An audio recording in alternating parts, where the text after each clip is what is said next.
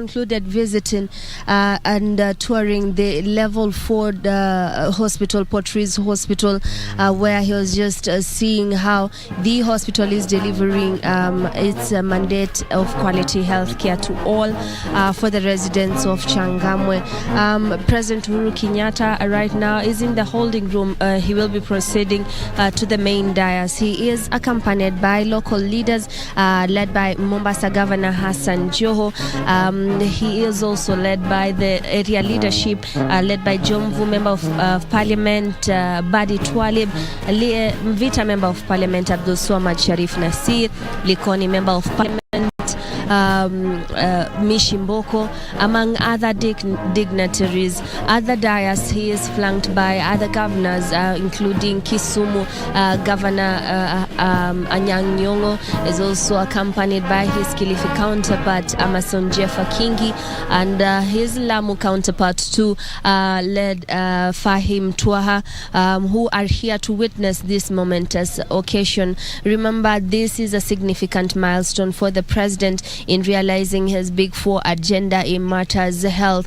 This is a promise that began in 2018 December to ensure that Kenyans have a quality health care right at their doorstep, and today he is going to officially roll out across 47 counties to ensure that the Kenyans have access to quality health care without any financial constraints. So any moment from now, President Uhuru Kenyatta will be walking to the dais, followed by the national anthem, and we will kick off this event. We were just talking to some of the residents who ascertain that indeed you can walk into any government facility, health facility, and get access to any health medical need that you need. It doesn't matter which disease you're suffering from. The government has reassured that it can be able to foot the medical bill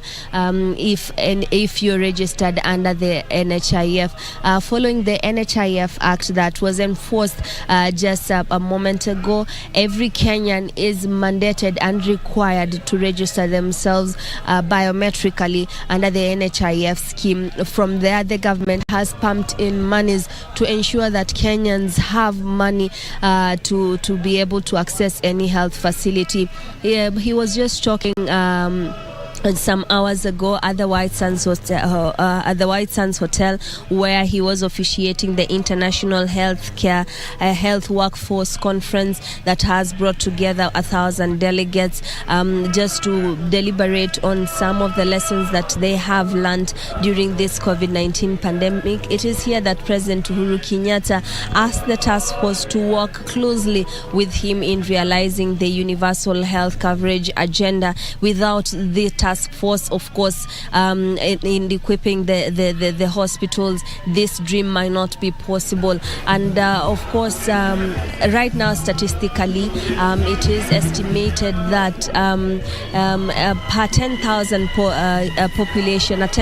population, they are attended by 10 health workers. Now, the president wants to rewrite that by increasing this workforce to 13 health workers. That means that more the population can have access to healthcare anytime they walk into a health facility. Another significant milestone is the increase of health units. So President Uhuru Kenyatta is arriving at the main dais right now. He is accompanied by the local leadership, and he is going to roll out this momentous day across the 47 counties, the UHC across the 47 counties. He is he's walking to the main dais, and of course any moment from now we're expected to kick off the event. We begin with the national anthem. Naomba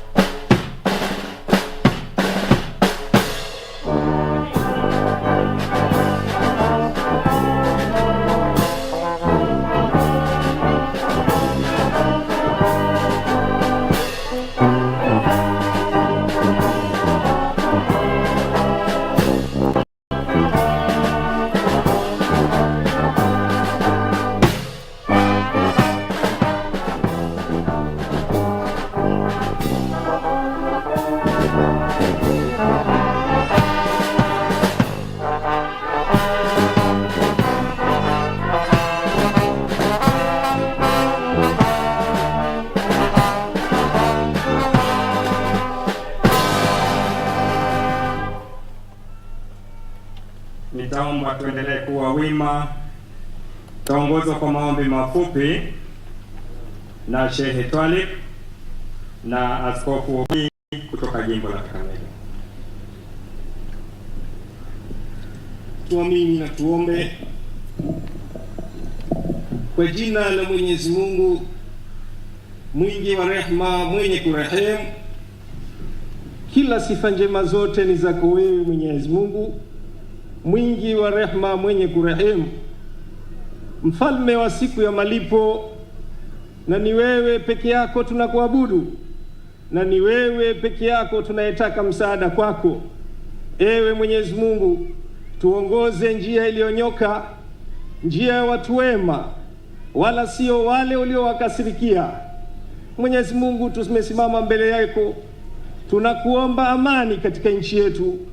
Tunakuomba ewe Mwenyezi Mungu, umbariki rais wetu, umpatie ufahamu na umzidishe maarifa ya kutuongoza na kutimiza malengo yake katika miradi yake ambayo kwamba ako nayo. Mwenyezi Mungu, tunakuomba uwabariki viongozi wengine ambao kwamba wako hapa, pamoja na watu wote, utupe rehema zako. Tumeomba na kuamini. Amin, amin, amin. Kwa jina la Baba na la Mwana na la Roho Mtakatifu. Lord our God, the Father and source of all goodness, you sent your Son into the world to save mankind from evil and suffering. He went about doing good, healing the sick, restoring hope to the brokenhearted, and preaching the good news of liberation. He entrusted this mission to his followers, to generations to come. And therefore it is your will that all people be healthy, for your glory is revealed in man fully alive. This day we do recognize that universal health coverage being rolled out nationally is indeed a participation in this healing ministry. We pray, Lord, that you bless this endeavor, that your people may experience healing and goodness, that the government, which is truly committed to this as a crucial agenda and a pillar of human development, and indeed all partners and stakeholders, may come to successful fulfillment. Bless our President and his government, who is personally committed to the success of universal health coverage, that all the Kenyans, and especially the vulnerable, may get affordable and quality health care service in order to be productive for the development of our country. Bless us all today, and may this program be launched countrywide, grow in success for the health of your people and for the greater glory of your name. And this we pray through Christ our Lord. Asante sana Mheshimiwa Rais, kwa ruhusa yako naomba tuketi.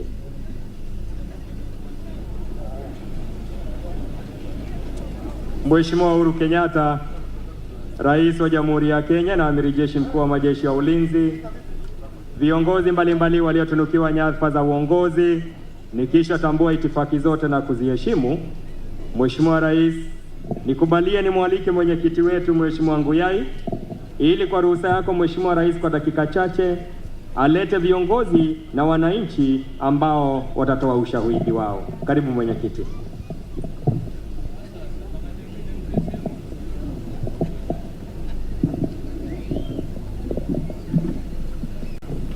Mheshimiwa Rais, on behalf of and all protocols observed, the proof of the pudding is in the eating. Kwa hivyo tuko na watu wawili, mmoja wa kutoka Malindi County, Ali Bami, ambao ni wa miaka 53, ambao atatoa ushahidi ya vile amehudumiwa na akapata kusaidika na kuwa na health mzuri akihudumiwa na NHIF and UHC. Ali Barmi.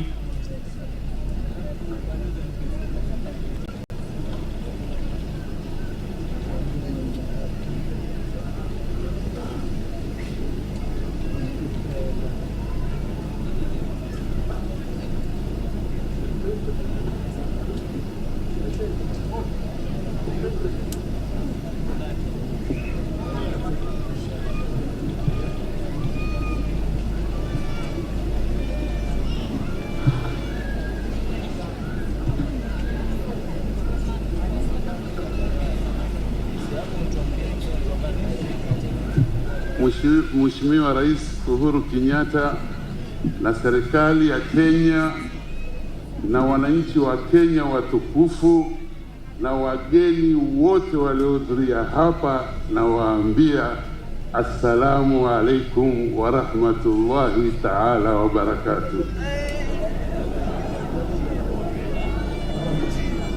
Nataka nianze na msemo tu mmoja, methali nafikiri watu wa mwambao wa pwani wanaujua. Wanasema hivi: ng'ombe akivunjika guu hurudi wapi? Lakini NHIF inaniambia mimi, baba, ukiumia mguu hutarudi nyumbani, utaenda kwa super cover.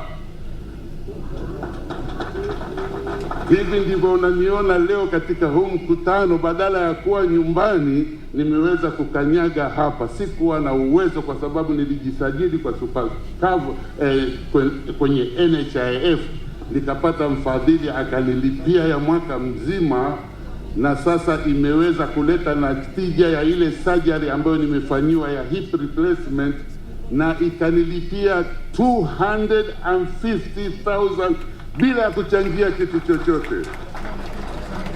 Tena isitoshe, haikuwa sajari moja, kwa sababu hii ni ajali ya utotoni, sikutarajia. Nikakaa mwaka uliofuatia, the next year, kwa vile akaunti yangu iko sawa sawa, ikaweza kunisimamia tena surgery ya right ya hip replacement 350,000 ikalipa bila ya kusita. Na leo ndio nimeweza kukutana na rais wangu Bwana Uhuru Kenyatta, na muombea kila heri na baraka na mafanikio. Asanteni.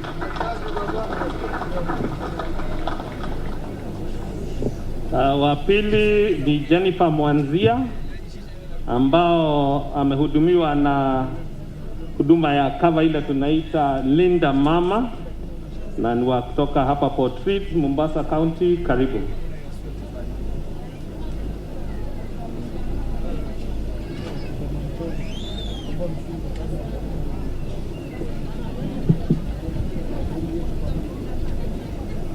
Rais, Mheshimiwa wa Jamhuri ya Kenya na wananchi wote, na wasalimu, hamjambo. Mimi ushuhuda wangu ni kutoka kwa kadi ya Linda Mama.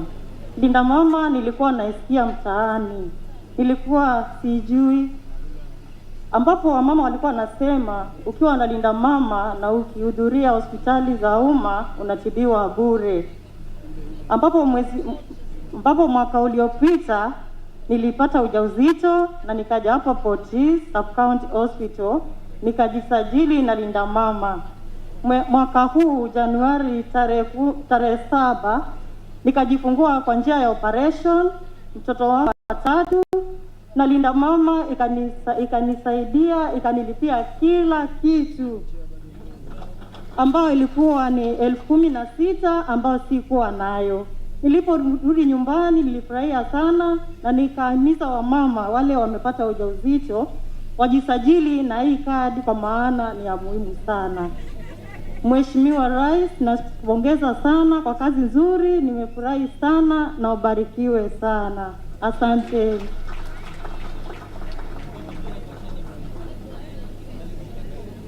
We thank you, Your Excellency. As NHIF, we've received another 4 billion for Linda Mama, and we are sure that every lady in Kenya will benefit. Wa mwisho is Archbishop Martin Kivuva, akizungumzia on behalf of all faith-based organizations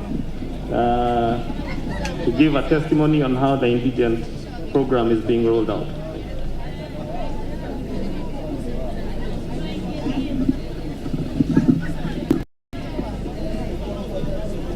Your Excellency, our dear President Uhuru Kenyatta Muigai, I'm here on behalf of 2 groups. First of all, greetings from our faith-based teams that meet many times. We are informed of the Catholics, the Protestants, and also the Muslim community, who run and have about 1,300 facilities that enjoy and have been enjoying NHIF. I wish to commend this initiative. Thank you for hearing our call to extend so that further discussions can be engaged between the two groups to close in those gaps that have been existing. Indeed, in Kenya, this sector has been a good example and a leader of the region. And I'm talking about the universal health coverage in the country. I know the bigger dream is to have everyone covered, and that's our hope. We appreciate the government that recognizes the value and the impact of partnerships. We consider ourselves partners in education, partners in health, and partners in our common people who suffer and are challenged by many things. The government and the faith-based communities work towards alleviating their suffering. Indeed, the constituencies serve a large proportion Kenya population, and such partnerships are also commendable. Therefore, Your Excellency, I wish to reassure you that we support UHC agenda and are committed to continue working with the government in provision of high-quality health services in Kenya. By that, we don't say everything is perfect, Your Excellency.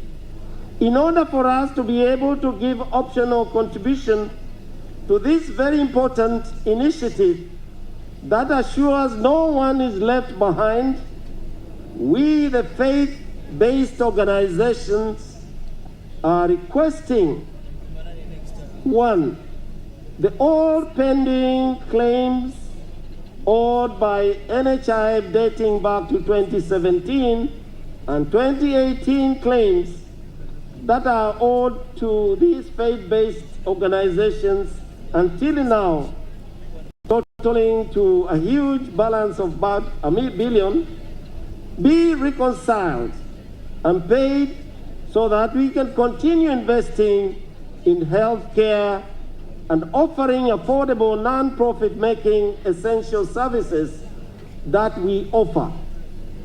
Number 2, we as faith-based organizations are also making a humble appeal to Your Excellency that for NHIF to contract for services introduced midway during the current NHIF contract period, that is now, thanks be to God, with your intervention, was extended to June 2022 to allow for negotiations of new contracts. And we thank you honestly. I want to say that was a great move. These additional services, we have been heavy investments and demand driven by communities being served. Notable are oncology, theater, imaging, CT scan, and renal dialysis services. These are now available in private, and we want them also to be considered. Some of the faith-based facilities are the only sites which services in the regions where they are located. Therefore, they reach the farthest places we think of. Others were acquired on credit and installments. Interest for such credit is being remitted by lending institutions, while facilities are not utilized to capacity. Finally, Your Excellency, as we thank you once again, we are also requesting the Ministry of Health seriously considers aligning the licensing registration of health facilities to reduce a number of regulatory bodies requiring separate registration and licensing for facilities. For example, in the same health sector or hospital, you want a license for lab, you want a license for a machine, you want a license for something else. This will be further discussed. We believe it will come to some agreement. And being non-profit making, there are many licenses that are costly and difficult to acquire for most of our providers, and this impacts negative investments in healthcare. We're forever grateful for this partnership, Your Excellency. We don't take it for granted. Men and women in Kenya, and especially the poorest of the poor, as we have heard, as our challenges. These two examples we have received here are only a drop in the ocean. With our partnership, we can increase that so that we all receive equitable distribution of our resources that come by. We thank you, Your Excellency, and your government. We continue to pray for you, and I continue to say, God bless you, God bless Kenya. Asanteni sana. Asante sana Mheshimiwa Rais kwa kutupa fursa hiyo. Asante sana Mheshimiwa Nguyai na wale wote ambao wametoa ushuhuda. Nikubalie sasa Mheshimiwa Rais nimwalike gavana wa jimbo la Mombasa, Mheshimiwa Ali Hassan Joho, ili aweze kutukaribisha na kuzungumza kwa kifupi. Karibu Mheshimiwa Gavana. Asante sana Mheshimiwa Rais. Ndio MCs wako wa kawaida wako na some protocol. Unasema gavana aje azungumze kwa kifupi. Leo tutazungumza kwa kirefu. Lakini kabla niseme Your Excellency, with your permission, nataka nialike viongozi kama wawili ama watatu waje waseme machache na wananchi. So wa kwanza ningepata mjumbe wa eneo hili Mheshimiwa Omar Mwinyi Shimbwa aje aseme mambo machache.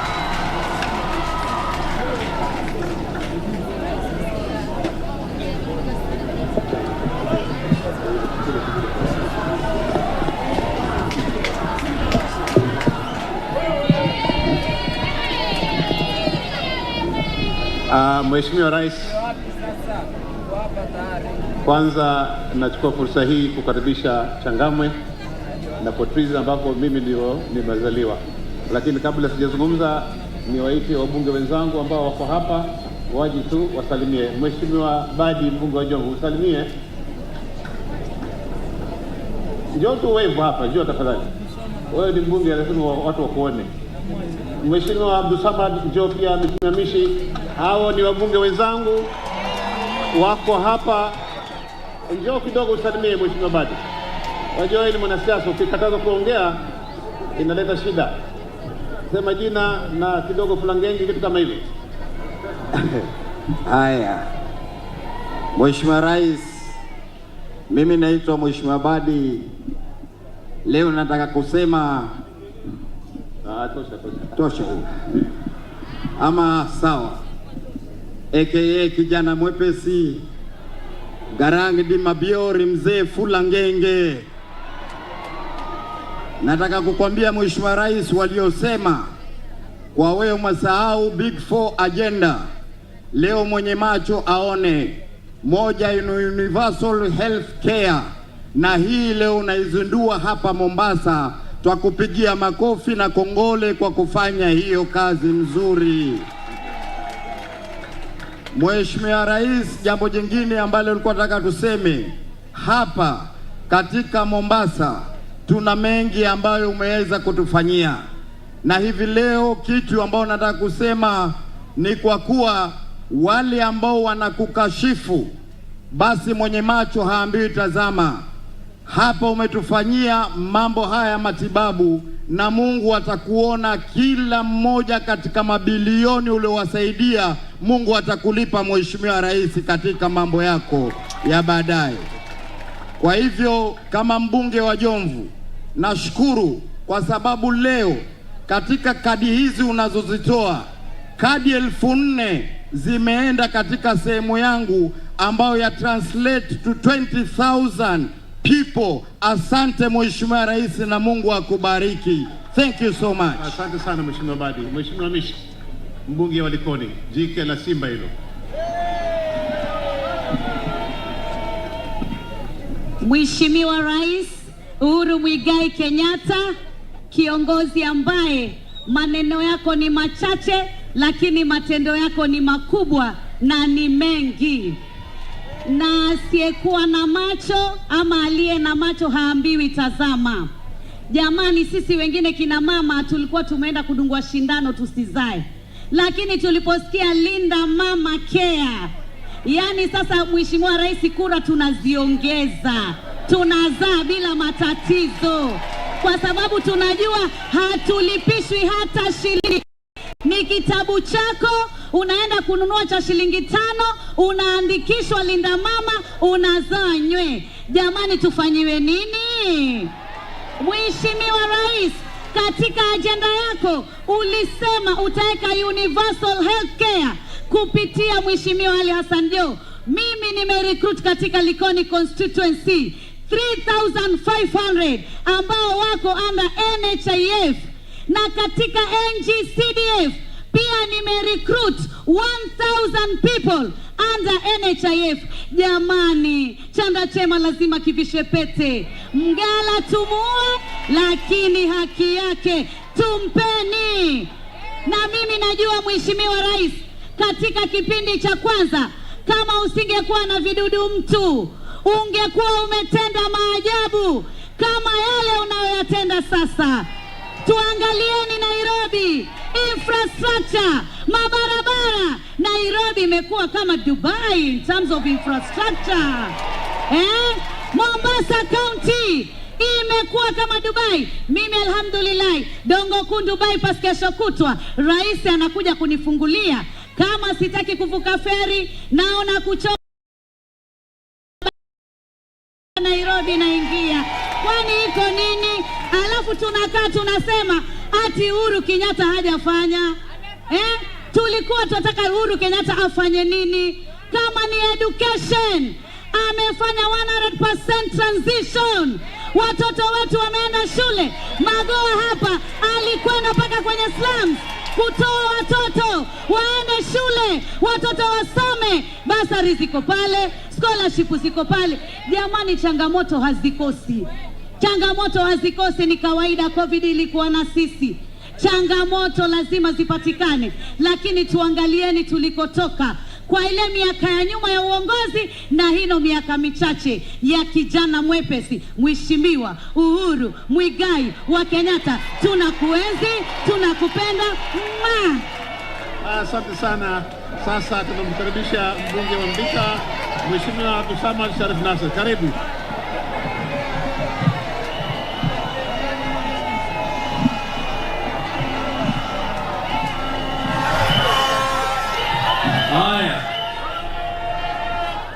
Aya, wanachangamwa na Mombasa oye! Hamjambo? Waswahili wanasema mwenye macho haambiwi, ukiona vyaolea.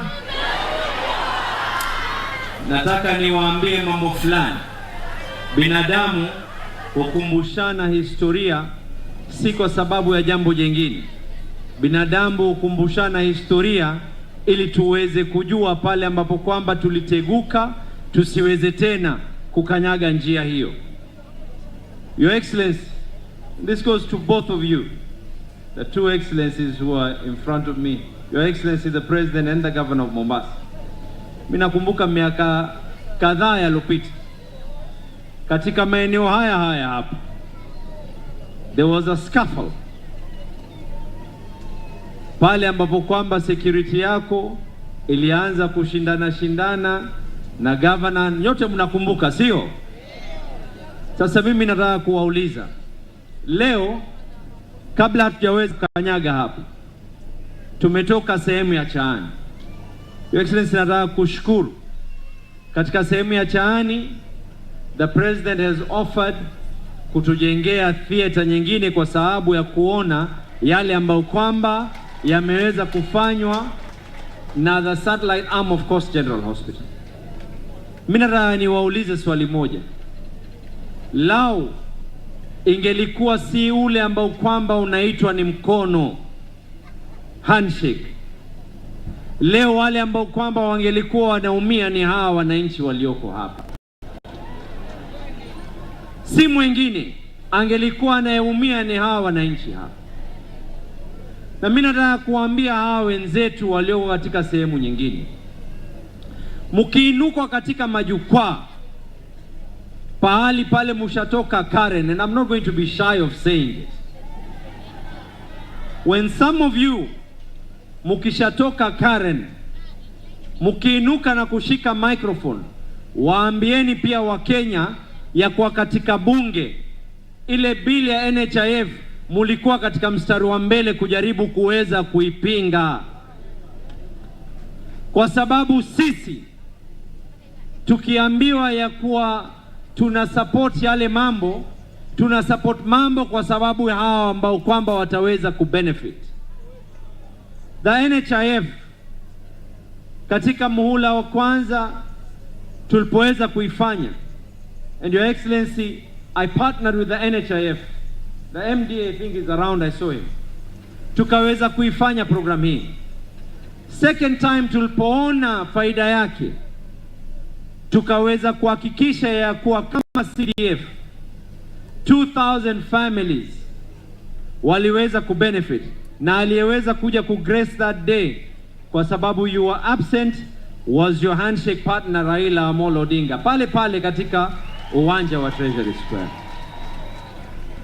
Mimi nauliza, ingelikuwa sauti ya Abdulswamad Sharif Nassir, Mishi Mboko, Badi Twalib, Omar Mwinyi and like-minded individuals in the National Assembly, lao tungelikuwa hatukuweza kupigania bill hii, leo tungelikuwa tunazungumza lugha nyingine. Mimi nataka wale wajumbe wenye kwenda Karen na baadaye wanafika katika bunge lao la kwanza la pili kupinga, waambieni wa Kenya yale maneno ambayo kwamba lioko.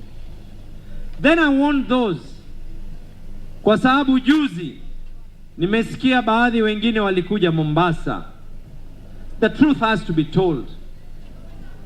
Msema kweli ni mcha Mungu. Wengine walifika hapa na wakajifanya ya kwa wao ni watetezi wakubwa wa mambo ya athari ya SGR na uchumi wetu. Your Excellency, you will remember I have raised this in Parliament a number of times.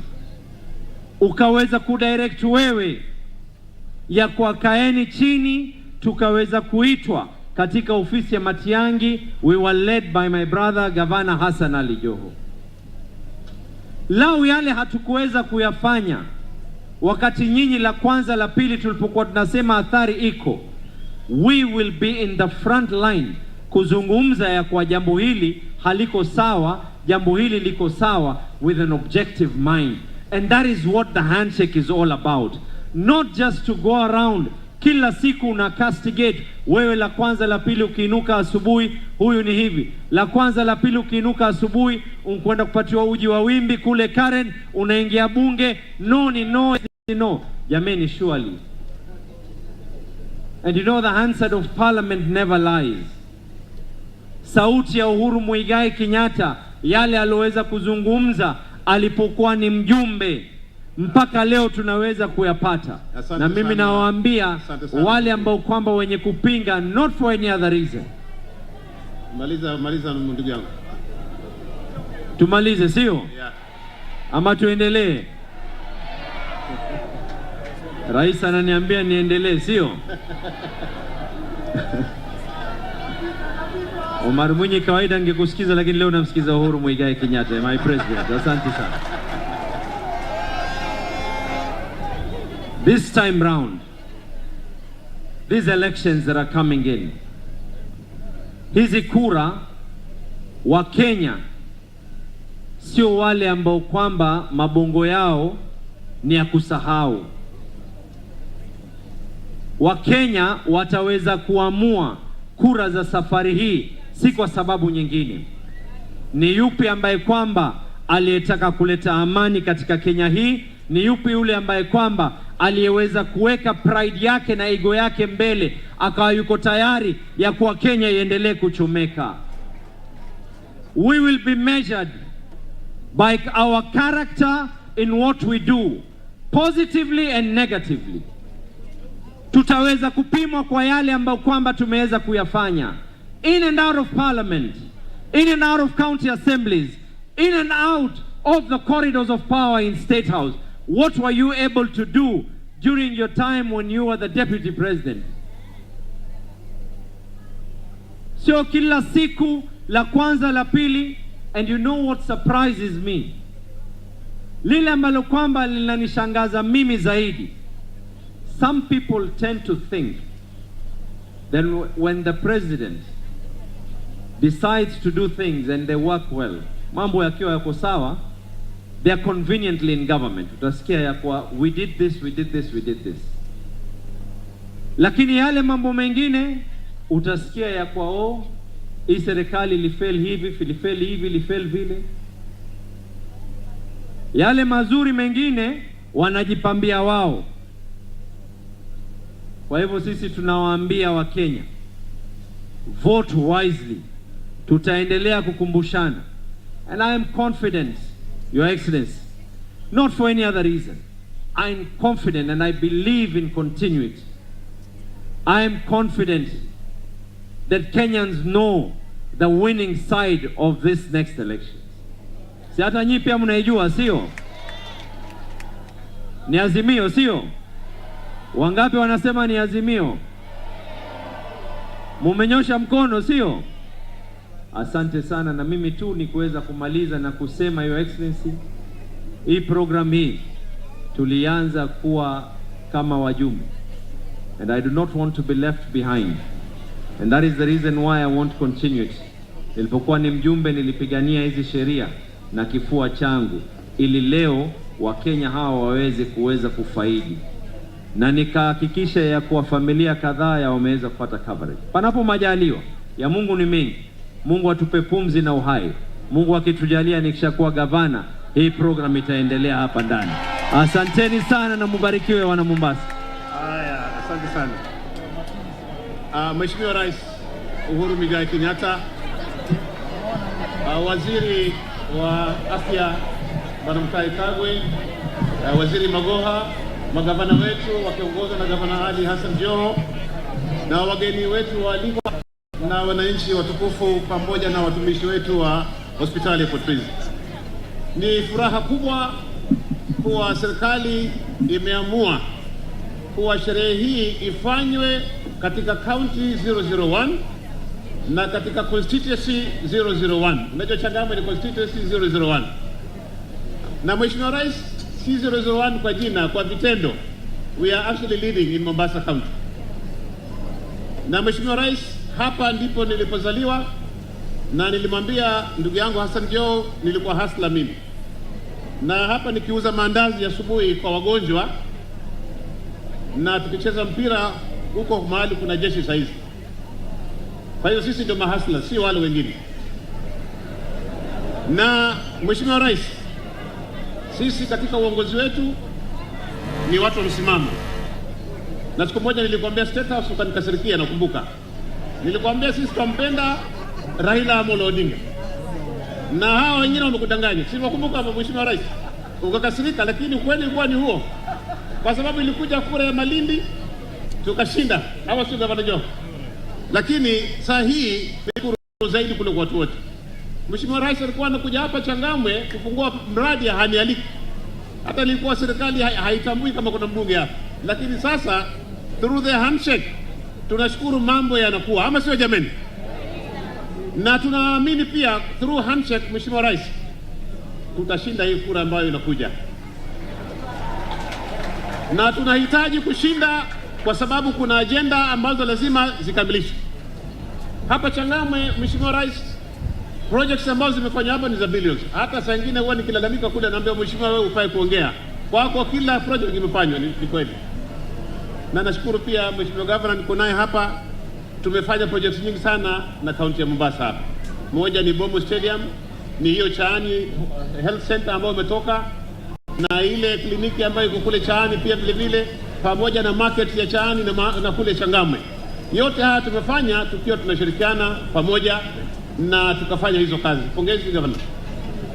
Lakini saa ingine lazima nikukriticize. Unasikia na kukriticize mitaani. Huwa ni kawaida ya siasa. Na jambo lingine ni kwamba mimi watu wangu wa Changamwe wananipenda. Ulinipatia milioni 100 nikaleta maji huko. Mpaka leo hospitali yako ina maji, ilikuwa haina maji. Na Portuguese yote ilikuwa haina maji for 20 years. Sasa kuna maji. Nikajenga shule 3, Mwijabu Secondary, Chaani Secondary pamoja na Bomu Secondary. Sasa zinaendelea pia vile vile through hiyo pesa. Na through hino NHIF, Mheshimiwa Rais, through CDF tumeweza kuenroll familia 3,000 mpaka sasa. Na pia vile vile tumejenga TVET pale ambapo serikali yako ilitoa 50 million na sisi tukatoa 10 million. Na ndio hiyo Mheshimiwa Rais, nimekuomba utupatie ile ardhi adjacent to it ili hii college yetu iweze kuexpand. Tumekosa misaada kutoka Germany worth hundreds of millions kwa sababu ardhi hatuna. Na tuna ward moja kule airport ina watu karibu 30,000, haina skuli, haina any public institution kwa sababu hatuna ardhi. Ardhi ambayo watu wetu walikuwa wanaishi huko na serikali ikachukua, it has 80 acres Mheshimiwa Rais, ambayo ilikuwa ni ya refinery lakini hakuna kazi inafanywa mpaka leo iko vile vile. Ikiwa tuanze kukatiwa hata 20 acres, tuweza kujenga market, tulikuwa tumeongea na governor, tukajenga shule, tukajenga hospitali, watu wetu wa kule pia vile vile wakaweza kufaidika. Tukirudi katika hospitali ya Portuguese, Mheshimiwa Rais, nashukuru through my initiative tumeweza pia kuchimba borehole na kuleta hiyo maji, tukaweka na ambulance pia vile vile, tukaweka na mataa ndani ya hospitali ile street lighting through your government. Kwa hivyo tunakushukuru sana pia vile vile. Na hatunge pia furahi kuacha nyuma kama Korogocho vile imesonga mbele, hospitali yake inaenda kuwa level 5. Hata hii hospitali yetu ya Portuguese, Mheshimiwa Rais, ilikuwa ina serve East and Central kwa mambo ya TB. Kwa nini leo pia isiwe level 5? Ama sio jamani? Masemaji watu wa Changamwe, maipenda hiyo? Hebu tuonyeshe kwa mikono. Asante sana. Tuna hospitali ya wazimu hapa pia. Na mental health leo hata Waziri Kago atakwambia is a major concern. Ikiwa waiweza kuitengeneza hii hospitali, ikatengeneza ikawa standalone na ikawa na facilities ya michezo na mambo kama hayo, hawa wagonjwa wetu wataweza kusaidika. Na sasa hii ninapokueleza Mheshimiwa Rais, matatizo ya akili yamekuwa yamepanuka sana kupitia mambo ya drugs na mambo ya matatizo ya kimaisha. Na moja katika mambo ya kimaisha ambayo sasa hivi tunatatua ni mambo ya maradhi. Ilikuwa inatatiza familia nyingi sana kwa mambo ya harambe. Jambo lingine la mwisho Mheshimiwa Rais, ndio nikae wananchi wangu hawa ukiwasaidia haya ya afya na mambo ya elimu wakipata na basari. Kitu kimoja cha watatiza ni wakati wakia wanaenda kupeleka watoto shule na wakati wa likizo fare za matatu huwa zinapanda. Maybe tukiwa tutaingia katika hii serikali inakuja, let us consider tuweke public transport ambayo itakuwa run by the government ili wananchi wao wataokoka na hizi gharama kubwa za maisha. Kwa hayo mengi, mimi nimepata fursa hii leo, nafurahi sana pamoja na wananchi wangu wa Changamwe. Tumefurahi sana. Wananchi wa Changamwe tumpigie vigelegele rais kumwambia tumeshukuru sana. Asante sana. Thank you very much. Na sasa namkaribisha Senator wa Mombasa, amkaribishe Senator mwenzake asalimie, baadaye hand over kwa governor. Governor wetu tukupenda sana. Karibu sana.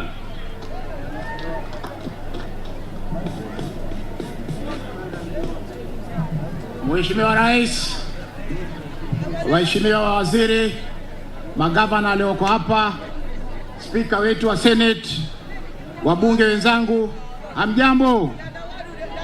Yangu mimi Mheshimiwa Rais yatakuwa ni machache zaidi kwa sababu mengi yamegusiwa na wenzangu. Mheshimiwa Rais, hii hospitali ya Portuguese na hospitali ya Coast General ni baadhi ya hospitali ambazo zilifaidika pakubwa na mradi wa Medical Equipment Scheme ambao ulikuwa unaongozwa na Wizara ya Afya. Mheshimiwa Spika, hapa Portuguese kuliletwa vifaa kadhaa ambavyo vimesaidia utendakazi wa madaktari na vile vile kuleta huduma muhimu kwa wananchi kuwa karibu na wao. Wewe Mheshimiwa, mradi huu unakwenda kwisha, lakini tunaomba kwamba serikali yako izingatie kwa sababu yale mambo mengi ambayo iliweza kufanya na mradi huu. Nimeweza kusafiri mpaka Tana River nilipokuwa na kamati ya COVID Nilisafiri mpaka Kilifi, Kwale, Isiolo, Embu na kwengine kwingi ambako tuliona kwamba vifaa ambavyo vilitumwa na mradi huu vimeweza kusaidia pakubwa kurahisisha utendakazi wa madaktari na kuwapa huduma muhimu wananchi. Kwa hiyo Mheshimiwa Spika, naomba Mheshimiwa Rais, samahani Mheshimiwa Rais, kwa sababu nimezoea na spika wangu yuko hapa. Mheshimiwa Rais, naomba kwamba mradi huu uongezwe, contract iongezwe ili hii huduma iweze kuendelea kufanyika. Mwisho, Mheshimiwa Rais, ni kwamba tayari tunajitayarisha katika kura mwaka huu, na sisi twakupongeza zaidi kwa sababu wewe ulikubaliana na ndugu yako Raila Amolo Odinga kuwa na handshake, ambayo handshake ile imeweza kutuletea sisi miradi mingi. Mombasa hivi sasa ina miradi mingi kabisa ya kitaifa. Kwa hivyo tunaomba tukisonga mbele kwamba tusaidiane ili kuhakikisha kwamba serikali ijayo inakuwa yako. Asanteni.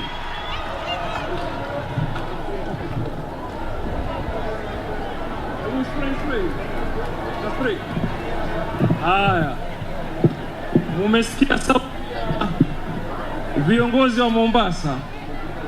Sasa kwa kutambua tu hapa tuko na seneta wa Kwale, Mheshimiwa Isa Boy, simama upake mkono. Hapa niko na magavana wawili, niko na magavana watatu, Gavana Fahim Twaha, gavana wa Lamu,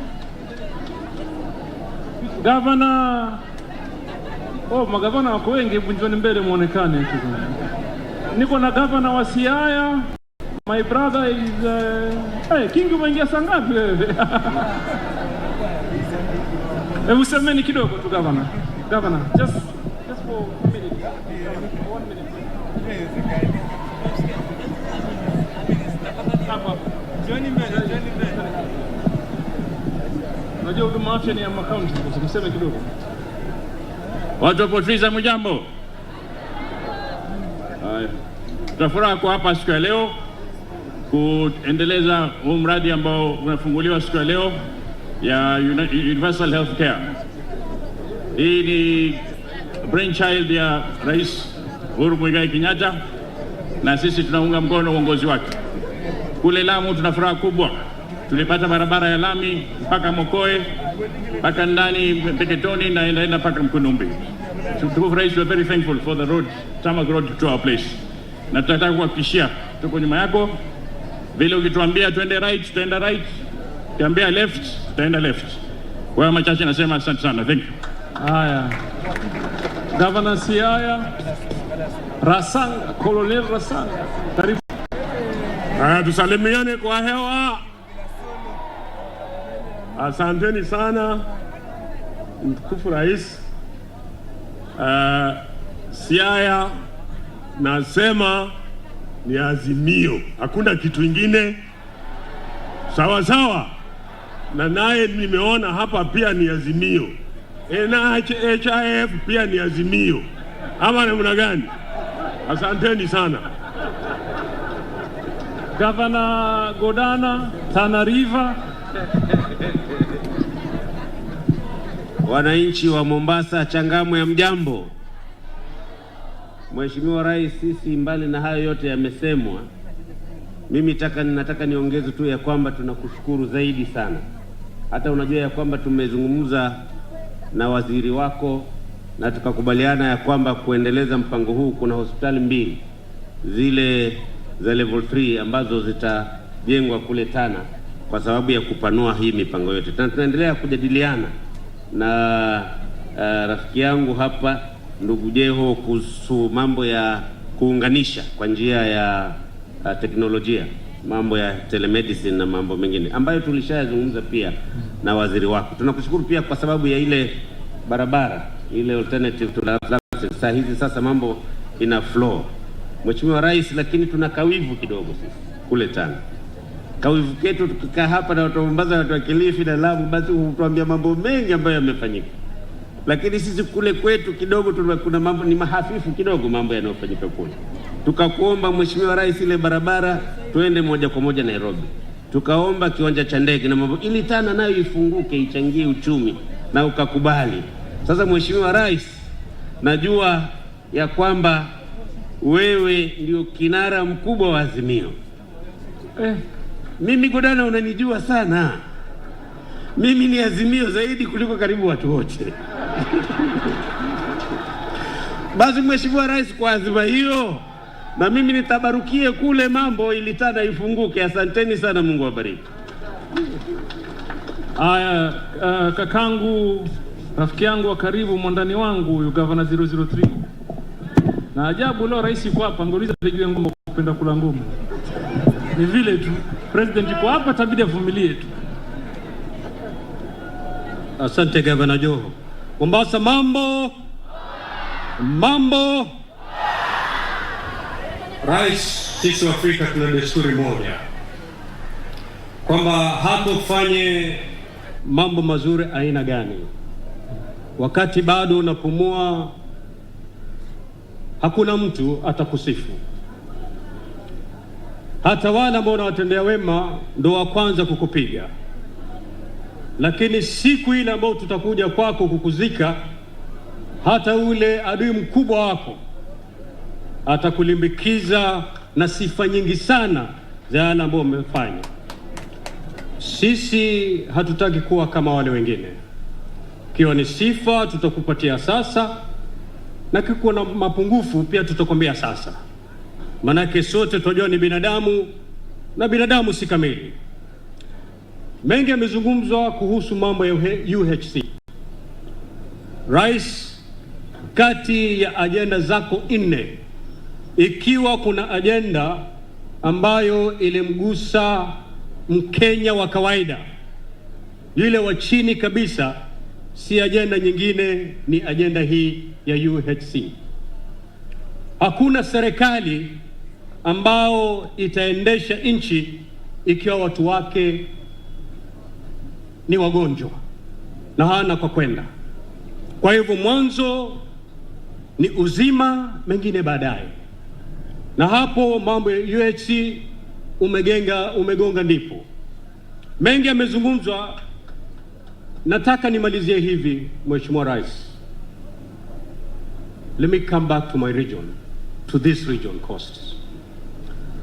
Rais, kuna kitu kimoja ambao toka tupate uhuru mpaka sasa kimesumbua hii region ambao zamani ilikuwa inaitwa mkoa wa Pwani. Na shida hii, it is the land question at the coast.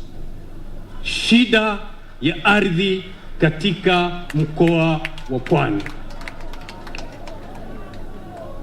Na nataka nikushukuru pakubwa. Manake wengi walokuja kama marais, they have never been able to understand the land question at the coast. Na ulipoingia kipindi cha kwanza, pengine mimi na ndugu yangu hapa tulikuwa sisi na wewe ni kama paka na panya. Ilikuwa ni pamba kwa kinchochea na moto. Mchochezi alikuwa huyu, mchawa hayo ni huyu jamaa hapo.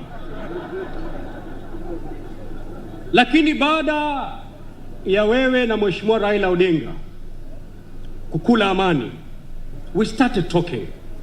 Nakumbuka tulikuja State House kama viongozi na tukazungumza swala la ardhi katika mkoa wa Pwani, na ukasema nendeni, kuna mikakati kadha wa kadha nimeweka, nitawahusisha na mambo itaanza na suluhisho tutapata. Now let me trace it back to history ili ujue kwamba you understood the land question at the coast. In 1962, babako mzazi wakati huo ndo anasukuma wanataka kuchukua uhuru wa Kenya. Lakini babako akasema kwamba siwezi patiwa uhuru ikiwa ardhi iko mikononi mwa wakoloni, because the title deeds on the most productive areas of this country zilikuwa tayari title deed zimepeana nyingi. na babako akasema ni uhuru aina gani huu, ikiwa mtampatia uhuru na mashamba tena yale ya rutuba yako mikononi mwa mbeberu. So then a scheme was hatched, na bila shaka sote twaijua. Tunakumbuka ile 1 million settlement scheme and the Afghanization program ambao mzee Kenyatta alileta, hususan kununua mashamba kutoka kwa mkoloni na kumpatia Mwafrika. A lot of money was dedicated, na mashamba yote yalinunuliwa na Mwafrika Kenya bara, mashamba wakapatiwa. Today, Your Excellency, in your second term, a program that was done in 1962 ulianza hapa. I remember tulipokuja kulilia, ukasema nitaanza mfuko wa kuanza kununua haya mashamba. And I'm happy you have started buying the Mazrui land. Na kwa sababu ya hiyo, we want this program to go on and on and on. Hatuwezi tuko hapa na mkazi wa Kisauni, he's paying rent to someone hajui ni nani, ati absentee landlord. Hatuwezi kukaa hapa na Likoni mzima watu wanalipa kwa absentee landlords.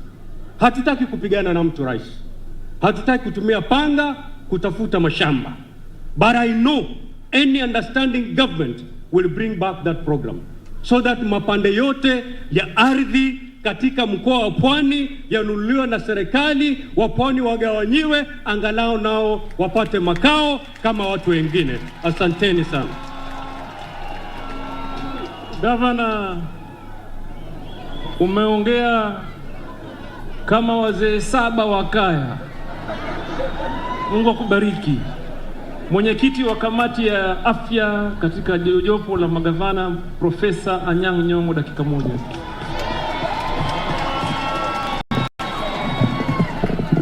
Asante sana Gavana Joho. 001 Gavana ya Mombasa. Asante sana Rais wa Kenya Mheshimiwa Uhuru Muigai Kenyatta na waziri wake Bwana Mutahi Kagwe na wale wote ambao wanafanya kazi katika Wizara ya Afya. Mimi nimefika hapa leo na salamu chungu nzima kutoka Kisumu. Sawa sawa? Mmepokea? Na hata sisi watu wa Kisumu tunaona ya kwamba Gavana Joho na serikali yake anafanya kazi nzuri sana hapa Mombasa. Ningependa kualika Bwana Joho aje huko Kisumu to compare notes, kwa sababu kama Mombasa ni Paris, Kisumu ni Europe. Na sisi tuko tayari kujenga Kenya, na tunataka kujenga Kenya, kuendelea kujenga Kenya na azimio la umoja. Mwalimu Julius Nyerere alivyosema ya kwamba Afrika ni moja na binadamu wote ni sawa. Ni kwa sababu kwa hivyo serikali ya Uhuru Kenyatta ameanza hii miradi ya National Health Insurance Fund.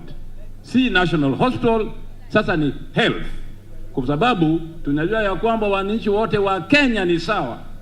Na katika constitution yetu, katiba yetu, kipengele 43, kila Mkenya na haki kupata afya bila kulipa chochote, saa yoyote, wakati wanataka. Ama sivyo?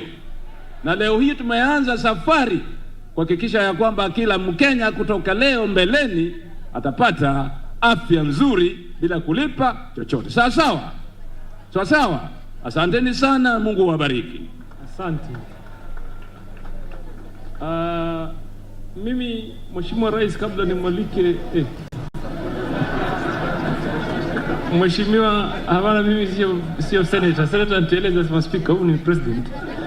Kabla nimwalike chairman, mimi nina mambo machache ya kusema. Na jambo la kwanza, unajua huwezi kuthamini kitu kama hakija kudhuru. Wazungu wanasema mvaa kiatu kile kinachomfinya yeye ndio yajua kinapomfinya. Sasa hivi mimi nasikia watu wengi wakizungumza mengi, lakini mimi najua kama gavana wa Mombasa baada ya kupigiwa kura mwaka wa 2013, najua hali ya huduma ya afya ilipokuwa siku zile na hali ya huduma ya afya iko sasa namna gani. Mimi najua.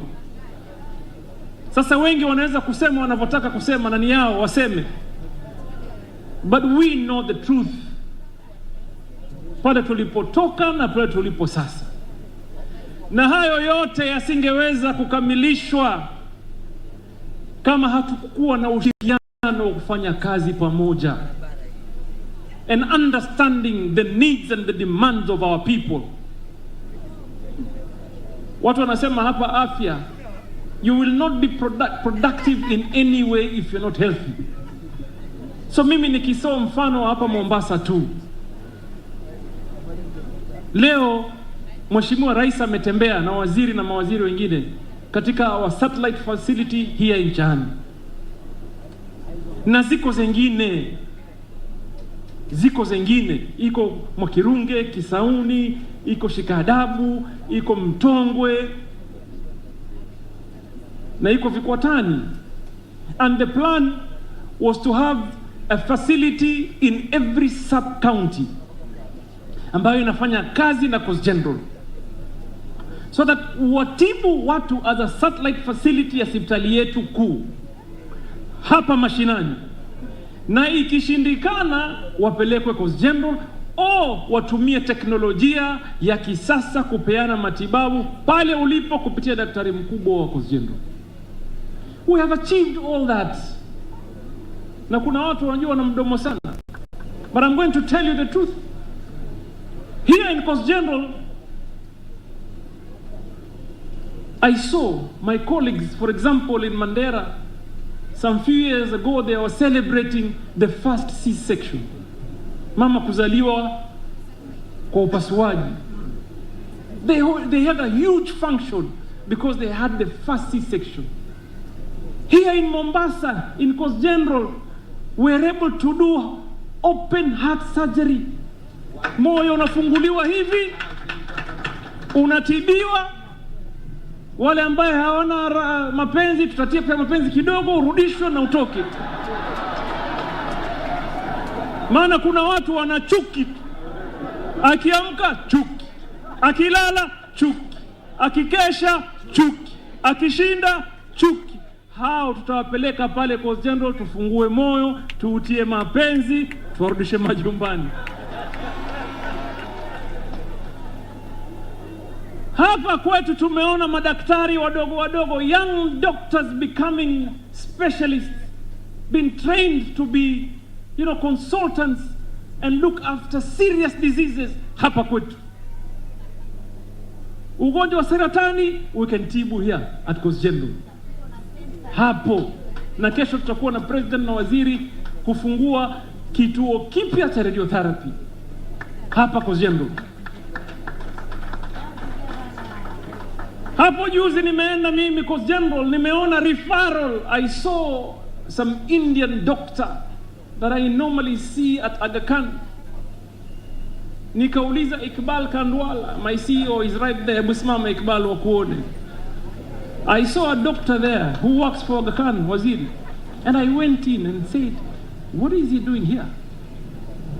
Iqbal told me he came in with a patient from Aga Khan to be treated at Coast General Hospital. Alafu arudishwe Aga Khan, sit down. Alafu arudishwe nini? Aga Khan. So yoyote ambaye asema haifanyi, mchuki. We are progressing. So we are achieving the UHC by ensuring, number 1, access, number 2, quality, and most importantly, responding to the challenges of the moment. Kama ugonjwa unaosumbua watu wa saratani, tuwe tayari. Kama ni ugonjwa wa moyo, tuwe tayari. Na kadhalika. Tumepatana mpaka hapo. So Your Excellency, I want to assure you at our level here in Mombasa, as a county, we are committed to this very important cause.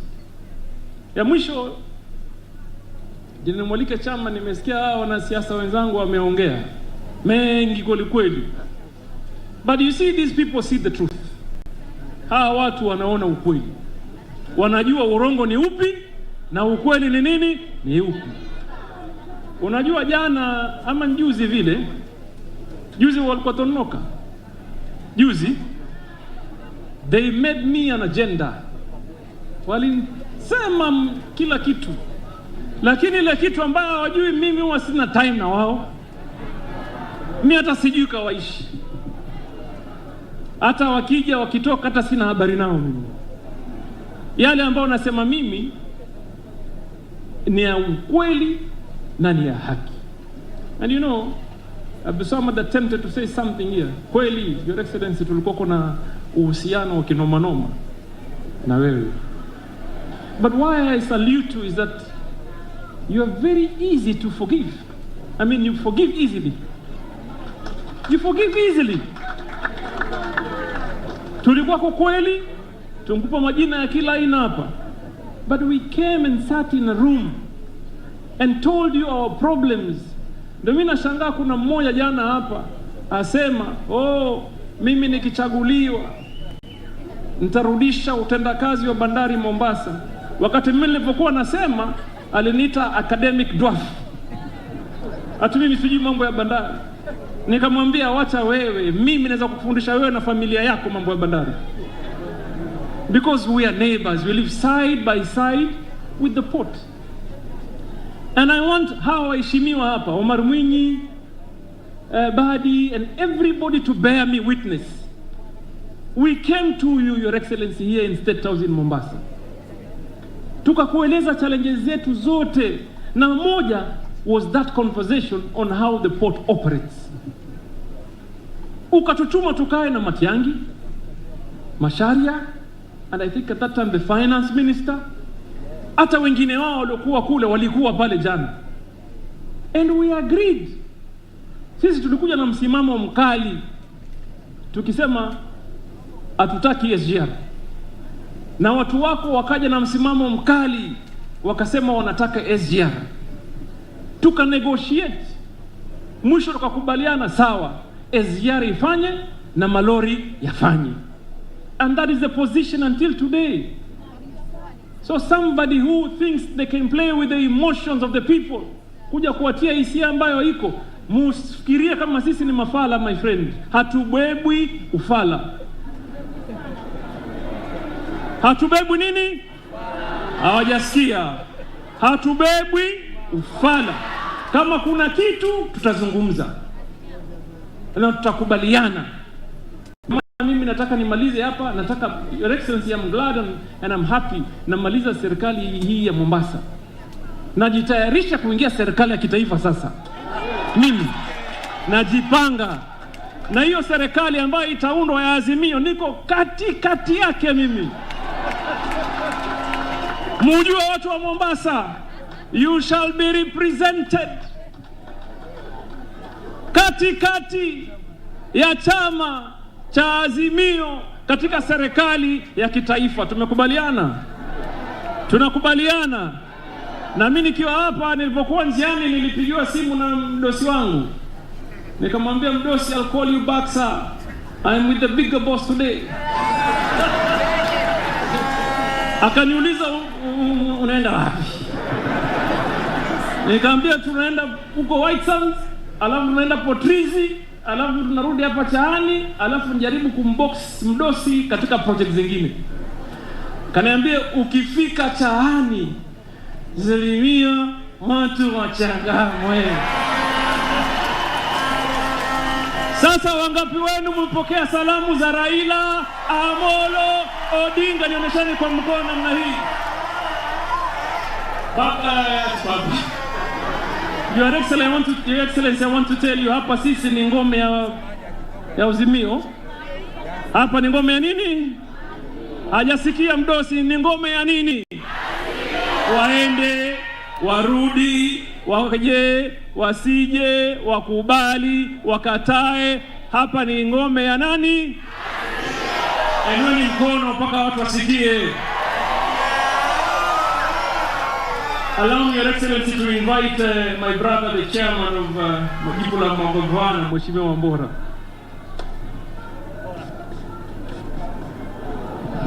Asante sana gavana wa Mombasa. Mombasa oye! Oye tena! Mimi napenda nyinyi sana. Napenda Mombasa sana sana. Na sababu hii nilianza Mombasa kama district officer DO. Nikasoma mengi hapa Mombasa na nilikuwa nimekataria hapa mpaka pizi wangu wakaniambia tunataka uende mpaka Lamu uvugue ile Jomo Kenyatta settlement scheme. Nikaenda huko nikapeana mashamba eka 10. Alafu nikaenda Ulaya kusoma zaidi.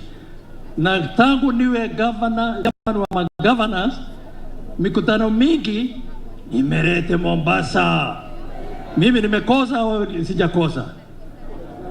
Mimi nitaendelea kufanya hivyo, kupromote Mombasa kwa sababu mimi napenda Mombasa.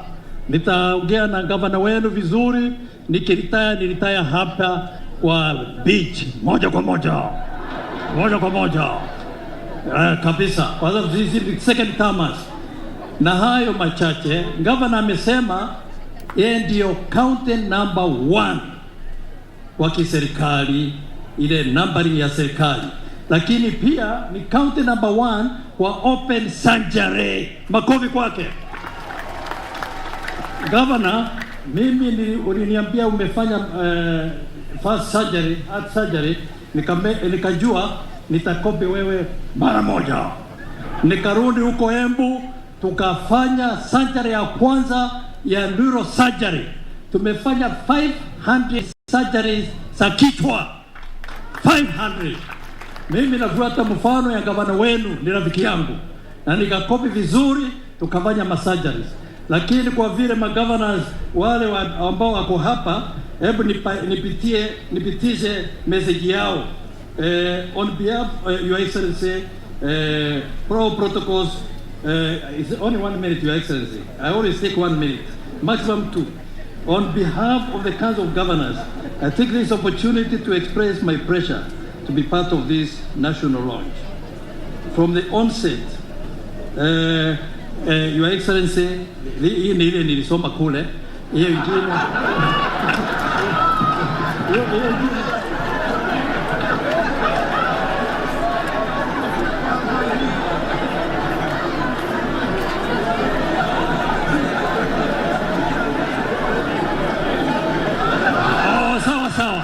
Hiyo ingine nilisahau kwa gari ya Minister for Health. Lakini ni sawa. Nilikuwa nataka kusema ya kwamba sisi tumeshukuru rais wetu kwa vile amekuja hapa, ametulete hapa kuhakikisha launching ya universal health coverage.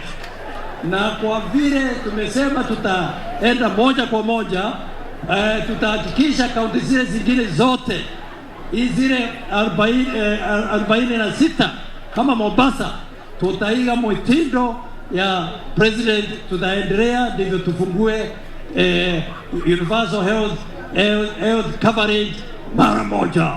Kwa hayo machache, asanteni sana.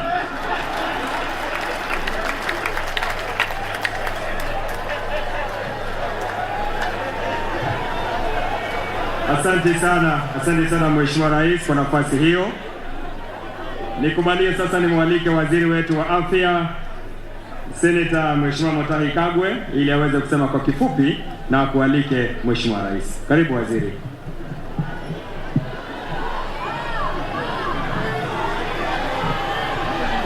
Hamjambo.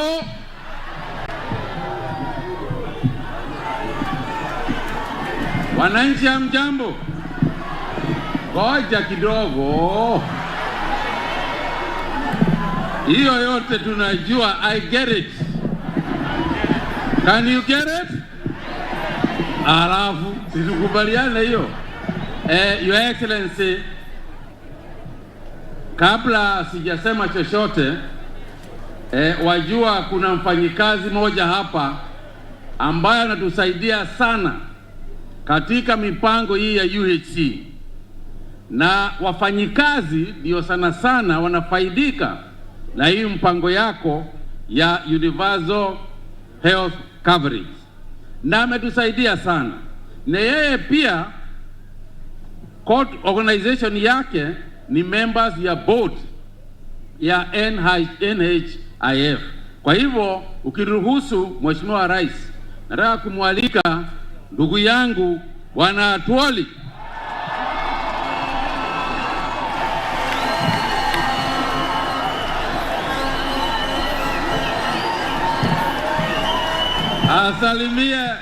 asalimie wananchi, lakini sana sana awaeleze mambo ya UHC. Karibu sana Bwana Atwoli.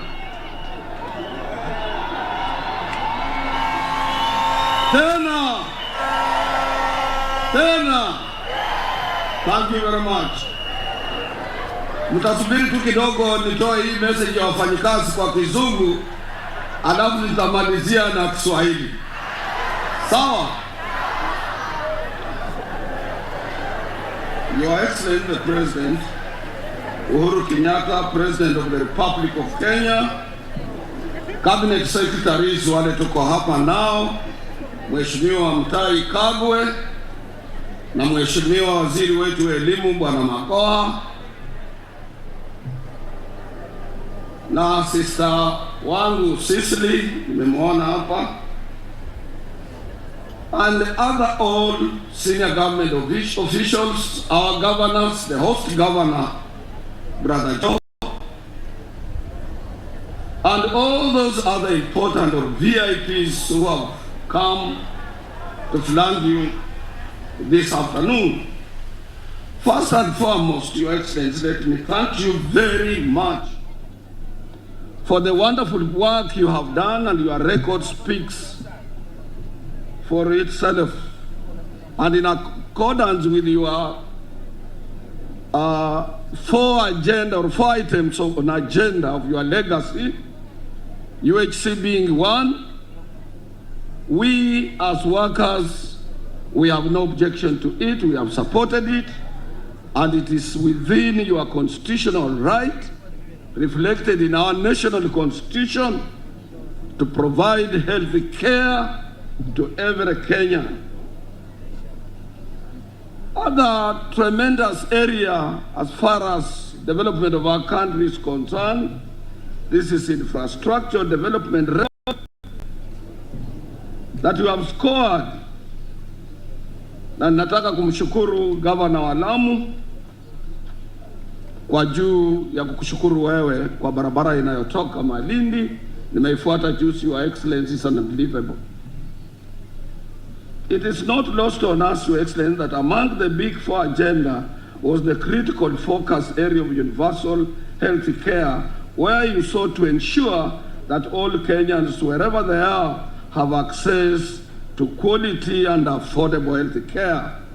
As a result, your government has done incredibly well, not only in equipping our hospitals, but also in ensuring that the challenges facing the health sector, even with the COVID-19 pandemic, are handled with all care and attention. And on this note, I want to thank your health CS. I don't know if he was not there, where would we have gone to hide as far as COVID-19 is concerned. Now, watu wengi wana associate Mheshimiwa Mutahi Kagwe na mambo ya COVID-19. Na yeye, sisi kama wafanyikazi, ndiye alikuwa anatupatia moyo. And particularly me, Your Excellency. I didn't get the first variant. I didn't get the second one. I didn't get the third one. But Omicron caught up with me. And I want to thank Waziri, because all the time he used to remind us to put on masks, to take care, to distance, with his 2 ebb assistants. Your Excellency, as Kenyan workers, we have had a lot of challenges with the provision of health care, and especially the management of the same by the county governments. Magavana wako hapa. Na mimi nataka magavana wakati, because we are revisiting hii mambo ya BBI. BBI is coming. It's a reality. We proposed it 2017 on May Day ya kwamba ndio italeta amani katika nchi hii, na ilienda recess na inarudi na itarudi hivi karibuni. Sisi tunataka hii mambo ya madaktari tuongee sana. Doctors, nurses, clinical officers, laboratory officers, those people who are involved in health care. Recently nilikuwa Namibia, Your Excellency. In Namibia we have old doctors who went there wakati Namibia ilipokuwa inapata independence. They are now inviting our young doctors to join them there because of the problems or small problems or teething problems we have had with the county governments on managing this cadre of employees. Your Excellency, it's very expensive to train a doctor. I have three in my family. I know how expensive it is. I would urge us to sober up, sit down, see whether these professionals can remain under our national government so that they are assured of their salary. Because developed system ni mzuri ndio, but bado iko na teething problems kidogo kidogo, ya pesa kuchelewa, ya nini kufanyika, sijui Senate debate, sijui nani aja approve, and in the processes these young men and women are not being paid. So since now Lisa, let's look at it so that we don't lose them. We don't want to lose our young doctors. Mimi ni kama wewe, Your Excellency, nikiwa mgonjwa natibiwa hapa tu, siendi nje ama niende niangaliwe wapi. I'm part of this society. Secondly, Your Excellency, is the burning question of management at the National Hospital Insurance Fund and the recent amendments to this act that we are celebrating. Your Excellency, at one time, you remember very well, we went to court on issue of increasing our contributions because we feared that do we have capacitance, do we have capacity at the NHIF to manage billions and billions of money? That was our fear. And we went to court. Is you convinced us 2015 ya kwamba now things will change? I remember very well and management of NHIF, if you are here.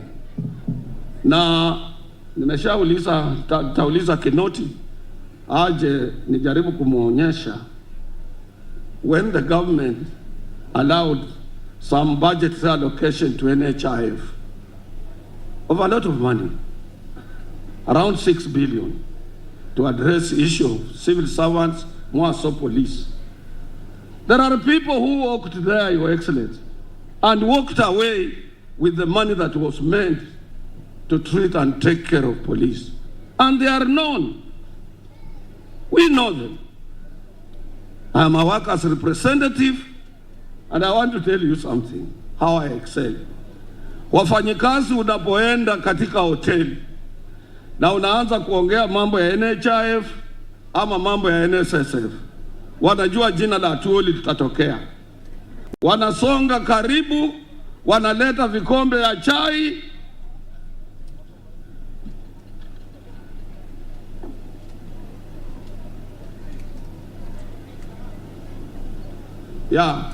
Naambiwa ya kwamba muda wa rais anaenda pale pengine, lakini nataka kuambia rais na nataka kuwajulisha nyinyi, ukiangalia hii official program, my name is not there. I am a social partner to NHIF. I am a social partner. And the big chunk of the money comes from workers. Assured monthly contributions. And there is a school of thought somewhere in the government that workers must be alienated from NHIF and NSSF. My friend, nataka mjue, the powers of workers. I come from a pressure group.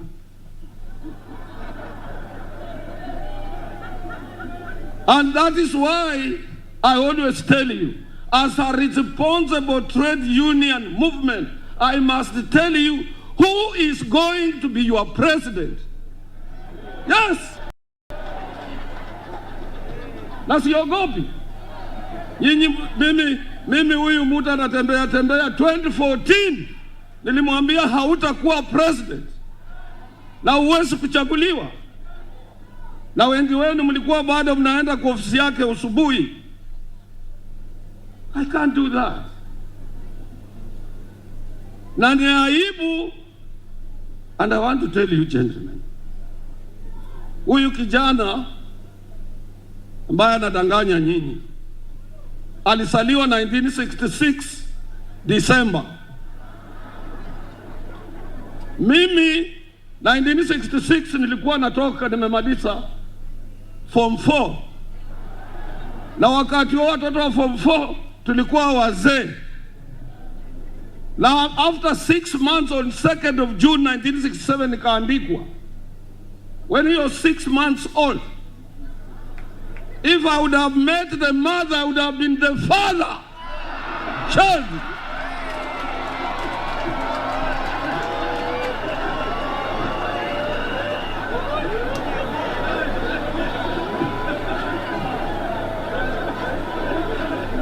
So siwezi kutoka pahali niko, nasema mimi naetoa kofia kwa kichwa, naweka makono nyuma, naenda kumwambia mimi naomba ama wewe nataka unisaidie. Can't do that.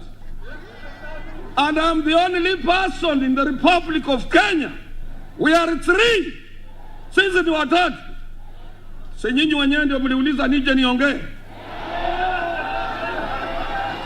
Nchi hii number 1 ni huyu His Excellency the President Uhuru Muigai Kenyatta.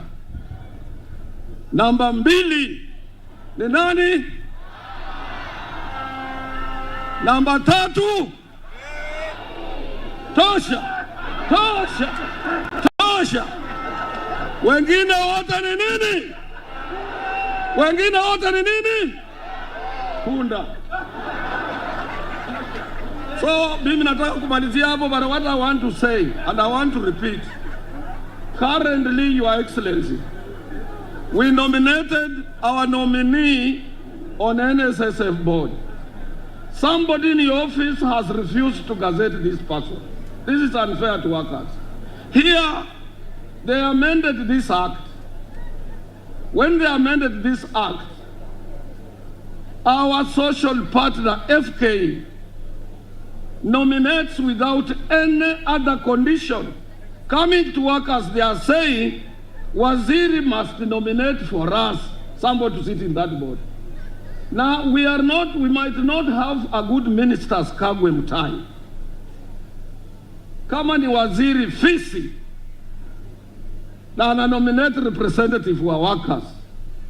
The way wale walienda na more than 500 million and billion out of 6 billion, walisema Kotu's representative, wewe tutakufanya governor katika Homa Bay. Kaenda kando, my representative. Wakaambia ile kijana alikuwa CEO ambaye daktari amechukua pali yake, we are going to make you governor of Nakuru. Akafungua hivi, pesa zikaenda. We are your watchdog. Nimetoka NSSF in September on the board. Niliingia ikiwa na portfolio of 20 billion. Saa hii nimewacha ikiwa na 120 billion workers money. You retire today, you get your money today. And we want NHIF to be like that. So we will revisit that particular area of that act. The labor movement in this country is not a department of any government ministry. We are part of free and independent labor movement. Sasa wacha nimalizia hapo mheshimiwa, want to get you tired. Mimi nataka kuambia nyinyi, mtu akiwa na kalamu andike chini. Na mtu asidoubt, Your Excellency, 2017, we had not talked to you. I don't talk to you. I don't come at your place. Mimi nilikula kwa nyumba yenu, kwa nyumba ya baba yako akiwa mzima. When I asked you to write a forward on my book, you didn't ask me. But you gave the true picture as per how you know me. I don't need to come to State House. I don't come to see you. But I said, that was on May 1st, we must amend and revisit this constitution. Uhuru is not retiring like other presidents ambao wanaenda kuretire na wanakuwa wazee. He will remain somewhere as a spokesperson. Central Province walipopoteza mzee Jomo Kenyatta baba yake, it took them more than 20 years to get a leader. He cannot disappear. Yeye akiwa na ndugu yake Raila Amolo Odinga mpaka wafikisha Azimio tarehe 9 wahakikishe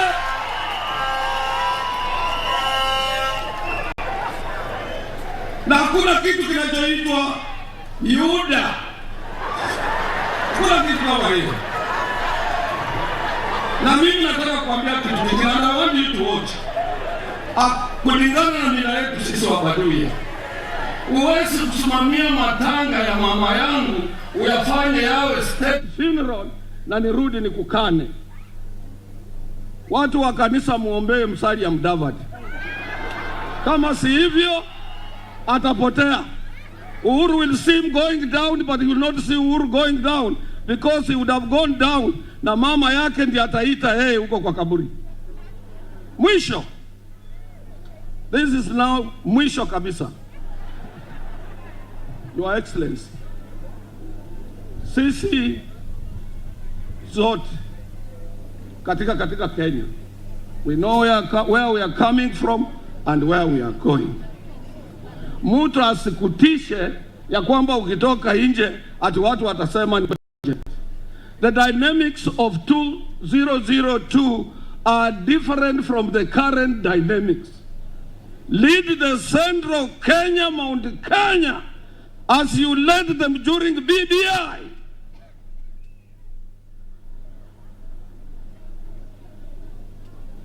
Kabisa mmesikia hiyo. Na kitu ingine, wale nimesema, wale wako karibu na William Samoei Ruto, kule sehemu za Sugoi wakate miti isiwe karibu, kwa ajili tarehe 9 usubuhi ya huyo usiku kura itatangazwa na huyo mtoto atajinyonga. Wakate miti. Thank you.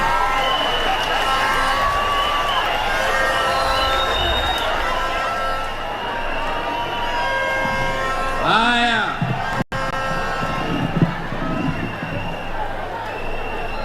Watu wa Mombasa oye! Oye!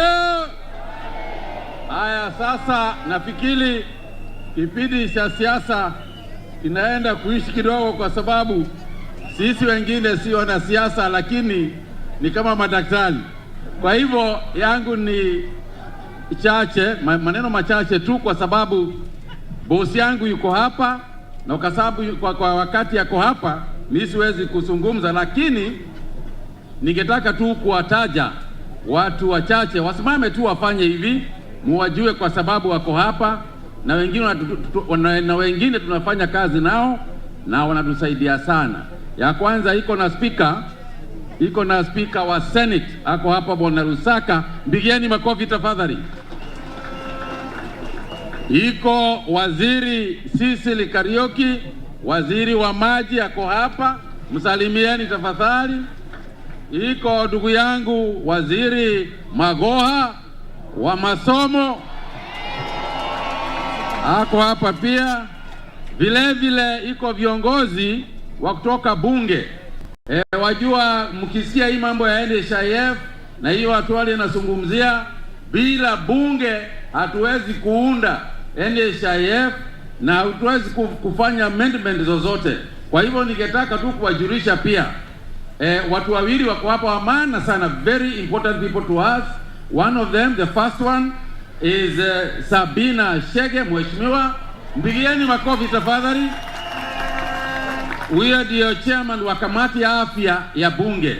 Alafu iko na Bito, Daktari Bito wako hapa pia. Bito ndio chairman wa kamati ya Senate ya afya.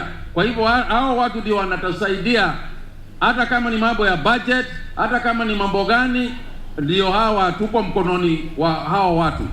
Kwa hivyo wananchi, mimi siwezi kuzungumza mengi sasa kwa sababu hata masaa yameonea kidogo, lakini ni vile tu ni kushukuru rais, kwa sababu UHC ni mpango wa kusaidia wananchi wale wako mbele yetu na wale wanatuona na TV na Wakenya wote kwa ujumla. Hii ni kitu ambayo itagusu mtu mwenyewe, bibi yake ama bwanake, mtoto wake na wengine ambao wako hiyo nyumboma yao. Hiyo ni mpango, Mheshimiwa Rais, ambao imefanyiwa kazi wakati mrefu sana.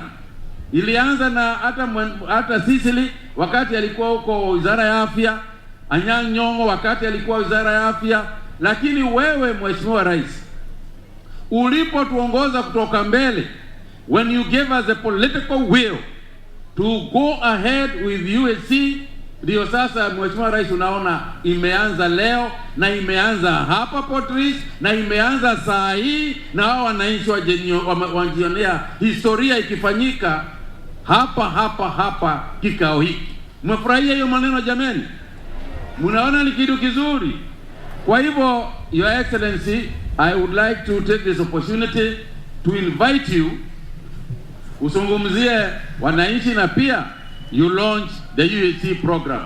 Haya, simameni tafadhali, tumkaribisha rais. Simameni. Asante sana. Asante sana. Thank you, Your Excellency. Thank you.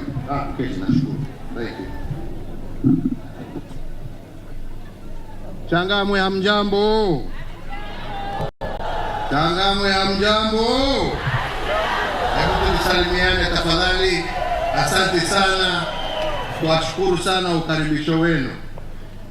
Mtaniruhusu nisome hii speech yangu alafu baadaye tuongee kidogo. Sawa sawa? Si ni hivyo?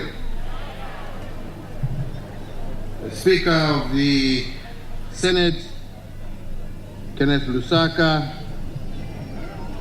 our host today, Governor of Mombasa County, the Chairperson, Council of Governors and Governors present, waheshimiwa wabunge, viongozi wote, wananchi wenzangu, it is my distinct honor to join you on this historic occasion as we today launch the national scale-up of the universal health coverage for all Kenyans and move closer to the realization of our national agenda on health care. Indeed, as Governor Joe has stated, as we were coming here, we went by Chani Level 3 Hospital, which is a classic primary level facility representing the fundamental pillars of the delivery of universal health coverage. Indeed, primary level health facilities, including the Level 2, offer the first point of call to mwananchi, and therefore for us as a nation to achieve our goal of universal health coverage, the guarantor is a robust primary healthcare system, and I congratulate you, Governor, for the work that you have done there.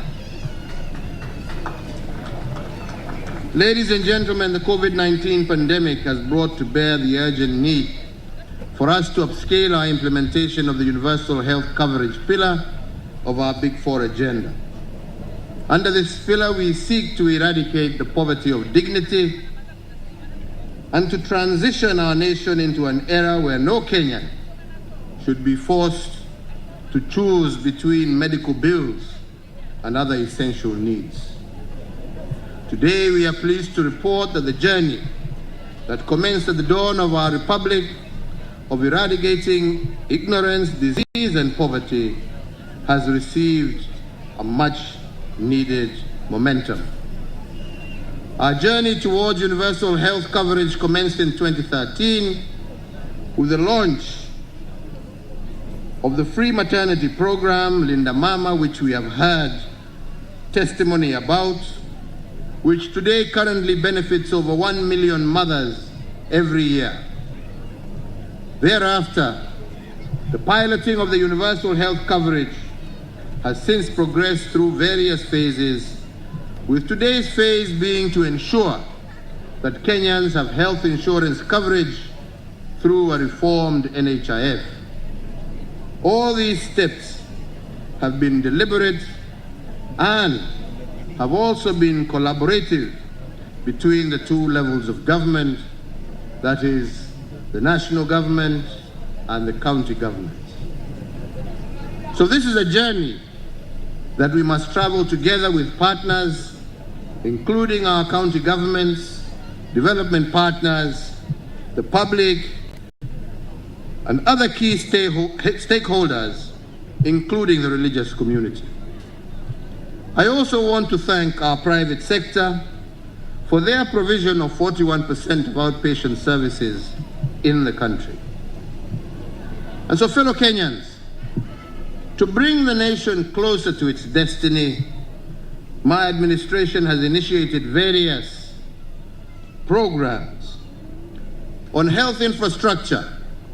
The investment that we have made since 2013 have seen an increase of 43% in public health facilities, from a stock of 4,428 facilities in 2013 to now 6,342 across the country. In the same period, our ICU capacity has increased by an impressive 502%, and our total hospital bed capacity has also increased significantly by 47%. In an unprecedented program, my government upgraded hospitals across the 47 counties and the national referral hospitals with specialized state-of-the-art medical equipment that had been fully funded by the government. To enhance availability of essential medicines and supplies, the government has developed 3 key lists, notably the Kenya Essential Medicines List, Essential Medical Supplies List, and the Kenya Medical Laboratory List. These lists are intended to guide health facilities on the selection and investment of commodities. To address the human resource shortage the country has been experiencing over the past 10 years, we increased the total number of health workers in the public and private sector by 41%.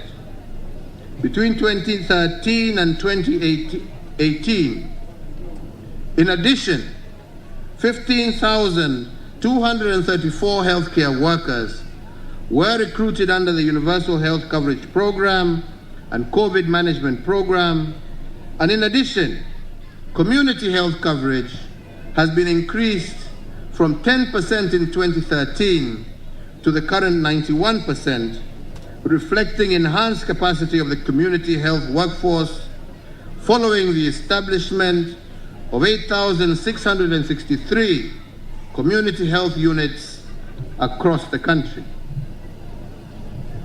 Earlier today, I did preside over the launch of the conference on harmonization of curriculum and training of healthcare professionals, which is aimed at enhancing the skills of our healthcare staff. This is a key factor in the delivery of universal health coverage. So, ladies and gentlemen, we have also made significant progress in HIV, TB, and malaria programs. Today, currently, about 1.2 million Kenyans who are living with HIV are actively enrolled in universal health care coverage. On TB, my administration has reduced the number of new TB infections by 46% and also put in place social protection for TB patients. In the case of malaria, the proportion of outpatient visits attributed to malaria has dropped from 30% in 2009-10 to 18% currently. To digitize health services, my administration has developed a digital health platform to support the effective monitoring of the health sector and roll out the universal health coverage. In a holistic whole government approach, the enabler ministries have also been engaged to ensure that other key services are available in our health facilities. These include the ministries of water, energy, ICT, and infrastructure. On COVID-19, today we can say that we are continuing to ease out from the fourth wave, and also pleased to report the very encouraging progress that we have made in the vaccination task. As of today, a total number of 12,390,116 doses have been administered, and we are well on our way to the target that we have set for ourselves of 27 million fully vaccinated Kenyans before the end of this year. So, ladies and gentlemen, on this note, as a government, we will not tire to continue to urge all Kenyans to be vaccinated and to continue to observe the Ministry of Health guidelines. Adherence to the health protocols is what has enabled us to ease the challenge of COVID-19. As envisioned under the Vision 2030 on the 21st of January 2022, I did establish the Kenya National Public Health Institute to lead and coordinate public health functions across sectors. This will enhance efficiency and promote evidence-based decisions on health matters. In view of these, there is need to ensure that the strategic direction of universal health coverage in Kenya is clear. And in this regard, my administration has developed the Universal Healthcare Coverage Policy covering the period 2020 to 2030 to guide the acceleration of the progress in attaining universal health coverage. I am also pleased with the development of the Kenya Health Financing Strategy, which proposes practical solutions to addressing financing challenges. And today, I do direct the Ministry of Health and the National Treasury, as well as the Planning Ministry, to ensure the consolidation of all government-sponsored programs is finalized and operationalized by the end of June this year. Fellow Kenyans, to further the realization of universal health coverage goal, the NHIF Amendment Act was passed by Parliament, and today I want to thank through you, Speaker Lusaka, and the two honorable chairs of the health committees of the National Assembly and the Senate, our thanks to members of both houses for your collaboration on this act and on other bills that you have passed regarding health. The act makes a very important milestone in enhancing health insurance coverage for all Kenyans.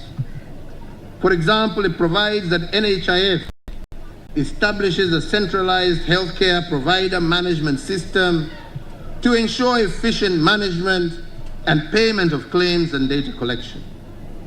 And today, I direct the NHIF to ensure that this system is set up and fully operational by the end of June this year so that Kenyans can benefit.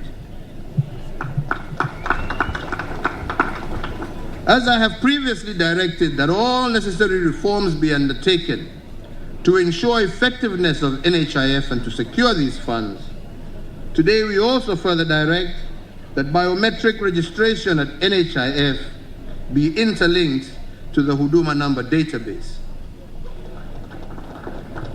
So, fellow Kenyans, this journey that we continue will not be a journey without challenges, including ensuring consistent availability of medicines and medical supplies.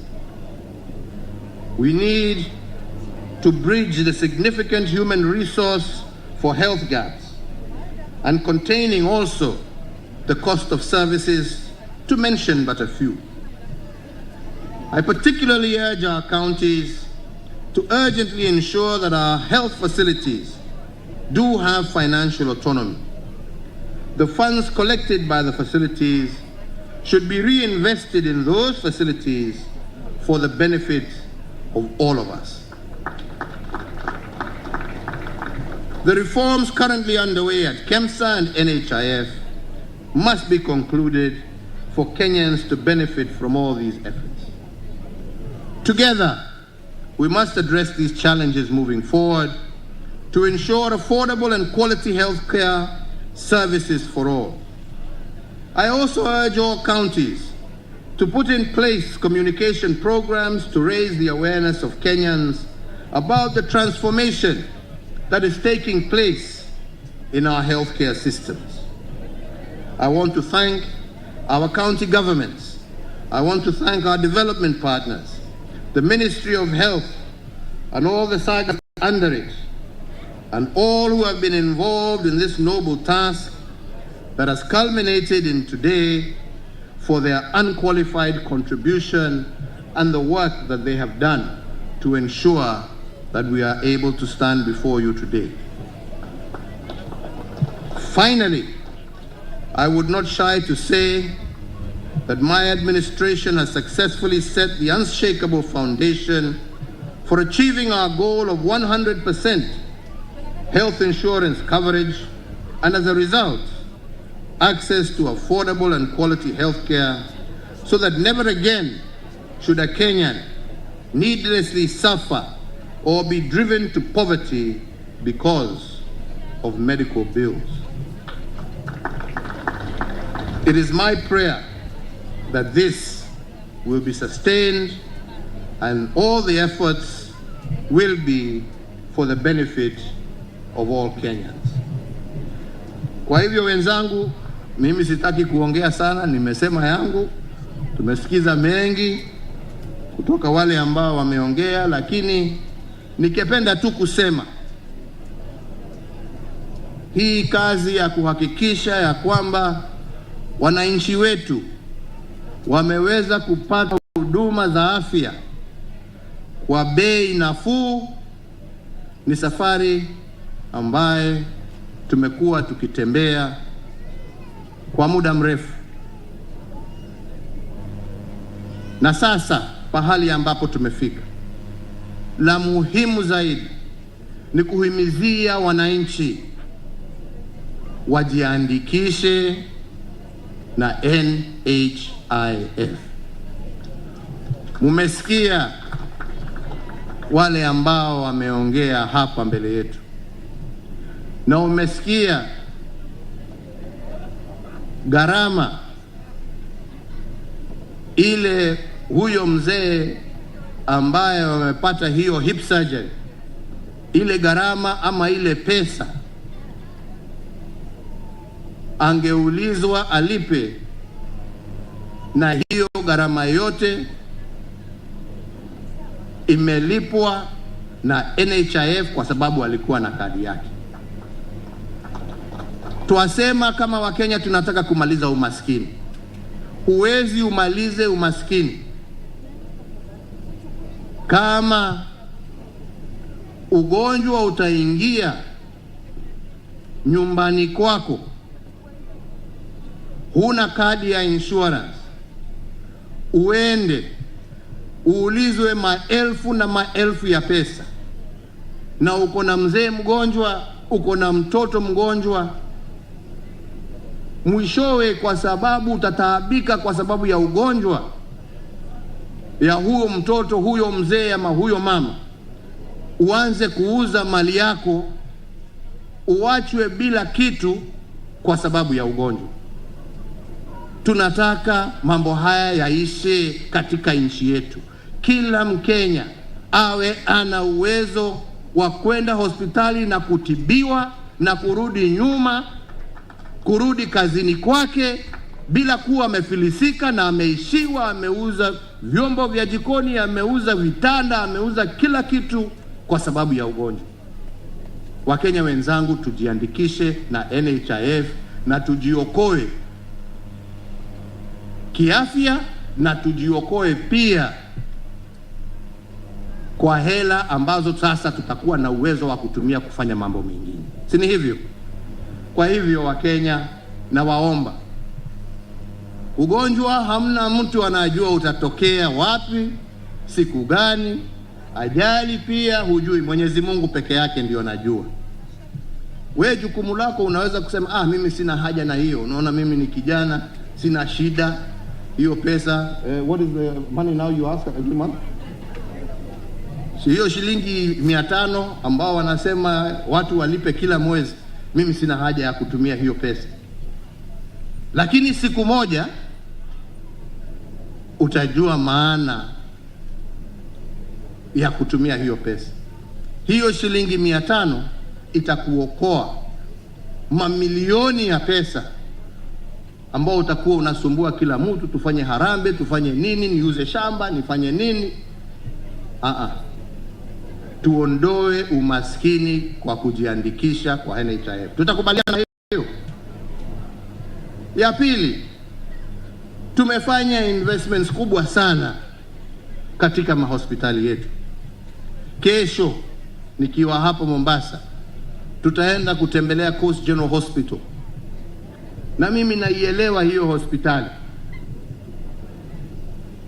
Pahali ambapo hospitali ambayo inaitwa Coast General ilikuwa mbele ya mwaka wa 2013. Na pahali hospitali hiyo leo iko, hospitali ya Coast General, jameni, watu wanatoka mahospitali kubwa wakitafuta kitanda Coast General. Tunaelewana? That is the kind of development and the focus we want. Leo hii ukiwa na ugonjwa wa kansa, hakuna haja ya kutaabika, sijui niende India, tufanye nini. Hapa tu Coast General, utibiwe hapa Mombasa. These are the things that save you. Ukiwa na open heart surgery, inafanya. Ukitaka kupasuliwa kichwa, enda Embu upasuliwe huko.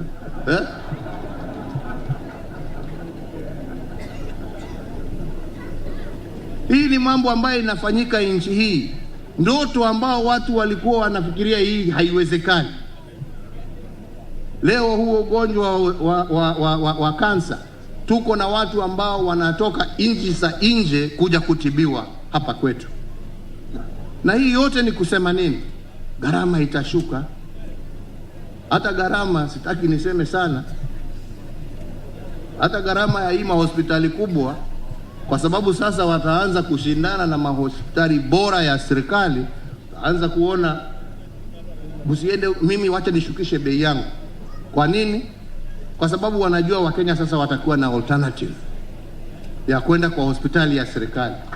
So the overall cost of provision itashuka if we continue on this trajectory. Na hii ndiyo kazi ambayo sisi tumekuwa tukifanya. Ndio mimi naangalia wenzangu wengine, na mimi sina shida na mtu, mnanijua jameni, mimi sina shida na mtu. Mimi nawaangalia tu. Lakini nawasikia huko hakuna kazi inafanywa, hakuna, wakiongea juu ya magari ni matusi, hakuna kazi na. Sasa jameni, mimi nataka niwaambie hata chama hiyo ya rais ilikufa. Mimi niliomba kura ya Wakenya, si ndio? Nikiwa na mambo mawili, kuleta amani na kufanya ile kazi na kutimiza ahadi ambazo nilipatia wananchi, kama hii ya kuhakikisha ya kwamba watu wako na afya bora. Na hiyo kazi haifanywi kwa mdomo, kwa kushout huko. Mlinichagua niingie ofisi nifanye kazi, si ndio? Na Jubilee imekuwa ikifanya kazi. Barabara mnaziona mkitembea hapa Changamwe hii, hizi barabara zimejaa huku, zilikuweko jameni? Ilikuweko? Hivi karibuni pia tutafungua hii Dongo bypass, Dongo Kundu bypass.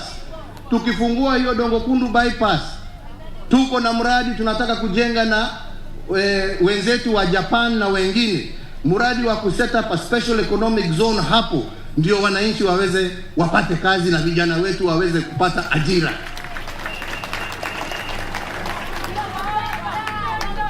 Itawezekana bila hiyo barabara jameni? Itawezekana? Sisi tumekuwa kazi kama Jubilee. Na kama mnakumbuka, mimi niliuliza kwa heshima tu, nikasema jameni, sina ubaya na ambition za mtu yeyote, kwa sababu kiti kubwa sio ya Uhuru, ni yenu nyinyi. Kweli kutoka MCA mpaka rais, nani anachagua? Si nyinyi? Hata mimi kura yangu ni moja tu, wananikumbusha kila siku, huyo kura yake ni moja. Ni kweli? Mimi sikatai, kura yangu ni moja tu, kama ya Mkenya mwingine.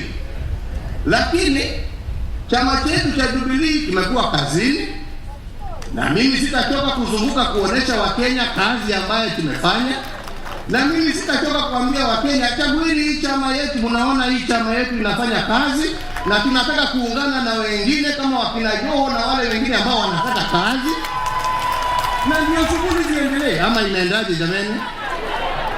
Ama inaendanga namna gani? Lakini wewe ambao unataka kuishi kuongea siasa mchana mpaka usiku, na wakati nilisema hivyo nikasema jameni, kwa heshima, kwanza tufanye kazi, tutarudi wakati wa siasa ukifika. Nikaambiwa wewe una uwezo wa kutuambia tuache. Nikasema sasa hii mambo ya kutangatanga, akasema wacha sisi tutangatange. Nikasema basi wala kama hivyo ndivyo umeona ndio inakutosheleza, endeleeni. Sisi na wale tumebaki tufanye kazi. Kipindi cha siasa sikifika, tutakuja tuseme na yetu sisi. Sasa kipindi ya siasa imekuja na mtatusikia. Tunaelewana? Kuna wakati wa kazi na kuna wakati wa siasa. Sasa tunaingia kipindi ya siasa, kila mtu ako na uhuru sasa. Wale ambao wametangulia na wale ambao tunaingia. Na niliambia watu hii ni marathon. Kwa sababu hii ni marathon. Hii ni marathon. Ukiona mtu akisema mimi sina project ya mtu mimi, lakini nitaangalia hata mimi kura yangu sitaweka pahali ya mtu, mimi nitaamini. Na kama kuna mtu mmoja ama wawili watanisikiza, nitawaambia mimi oni wangu ni hivi. Ni namna hiyo. Ngoja mosmos. Ngoja. Haja kubwa tuungane. Nimeambia watu tukiwa hapo tumekuwa kwa hospitali ya kwamba kama sio kuungana na kufanya kazi na wenzetu across the political divide, mengi ambaye tumetimiza hatungeweza kutimiza. Tunaelewana? Hatungeweza.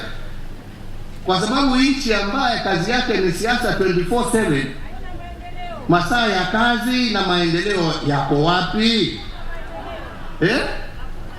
Yawezekana?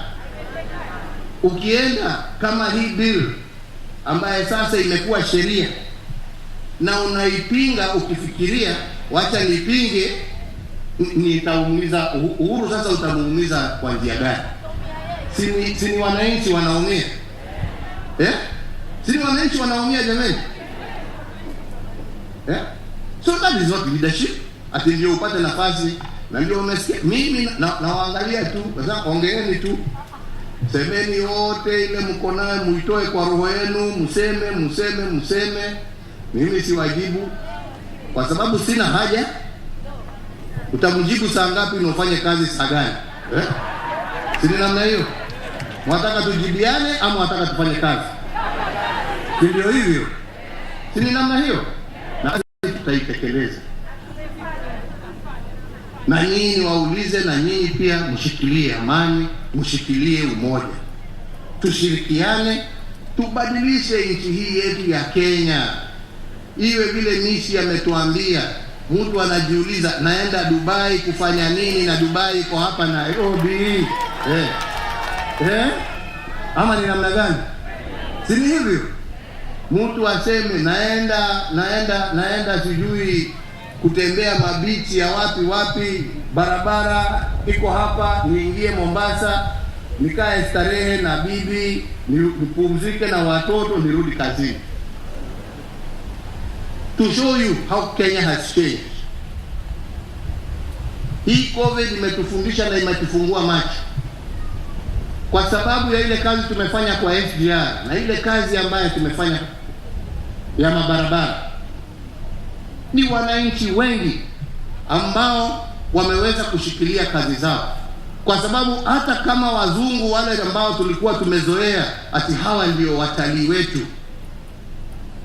tumepata wazungu wapya, wazungu wa Afrika ambao wanatoka Mombasa, wanakuja wanaweka hela zao hapa, wananchi wanapata kazi, and our hotels have been working. This is something, na kuna mzungu amekuja, ndege zilikwama wakiambiwa ati msiende kwa Afrika mtapata COVID, na hawa ndio wanakufa huko. Sisi hakika si hawa ndio, lakini huko wanasema msiende huko kwa Afrika, hawa mtapata COVID. Sisi tukasema basi mkae na COVID yenu, sisi tuendelee. Na jamani, tumesurvive ama hatujasurvive? Si tumesurvive? Yeah?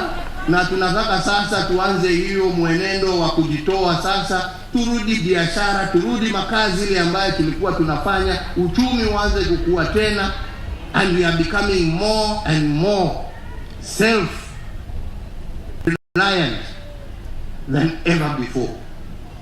Na hiyo ndio barabara ya kujenga nchi. Si namna hiyo? Si namna hiyo? Sasa anyway, hiyo ni andani, lakini yangu ni kusema tushukuru Mwenyezi Mungu kwa yale ambaye ametuwezesha kutenda, na tuombe Mwenyezi Mungu ya kwamba pamoja kama Wakenya tutaweza kuungana pamoja na tuunde serikali ambaye itaweza kuendelesha hiyo kazi na kuiongezea hata zaidi, na iwe serikali ya umoja, na serikali ya amani, na serikali ya mapenzi, sio yale chuki ambayo imesikia wengine wetu wakitupa huko na huko. Chuki haijengi nchi, haijengi nchi. Na ndipo mimi nasema, Wakikuyu wana msemo wa kusema matusi ndio adoni na Swahili nini?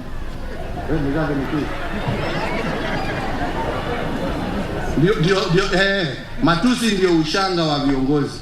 Kama hutusiwi wewe sio kiongozi. Kwa hivyo mimi nasema ukisikia wakinitusi zaidi, ujue ni kwa sababu wanajua wanagongana na mtu ambaye kwa sababu kama ungekuwa bure vile wanasema, hata hawangeongea zako. Lakini wanasema ule amefanya na sawa. Hii ni ushanga, unaweka tu, unajibamba, unaendelea. Kwa hivyo wenzangu, tuwe na amani, tuwe na siasa za heshima,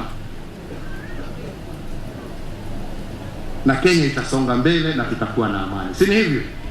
Changamwe, Mungu awabariki, Mungu awalinde, tutarudi tena. Asanteni sana.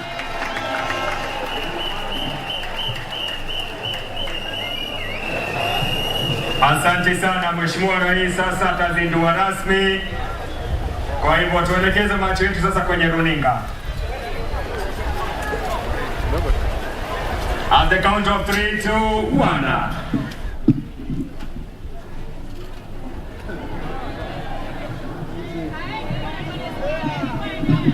Ikiwa ni uzinduzi wa kuboresha mradi wa kwa wote.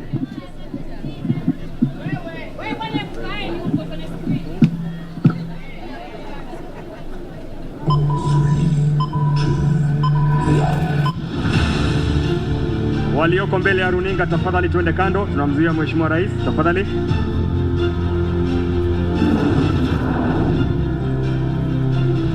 The Kenya Universal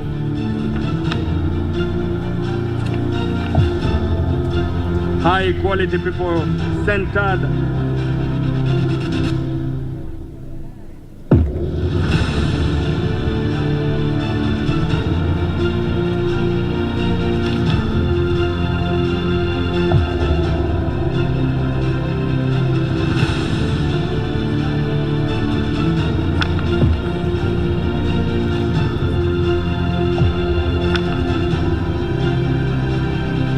National Hospital Fund, the Health Fund, data sent on 10th January, that commenced on 28th January.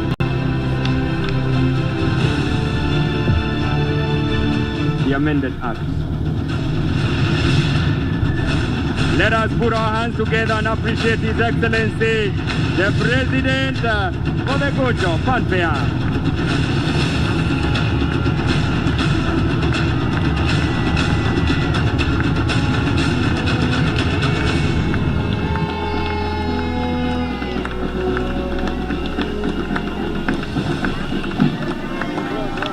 Asante sana. Nitaomba viongozi warudi nyuma kidogo, turudi nyuma kidogo ili tumpe Mheshimiwa Rais nafasi. Nitaomba kwa heshima Mheshimiwa Rais atatoa nakala chache, kwa hivyo turudi nyuma tafadhali viongozi, turudi nyuma kidogo. Nakala ya kwanza nitaomba ampatie waziri wetu wa afya. Nakala ya kwanza itamwendea waziri wa afya, tafadhali ziharakishwe kidogo. The copies.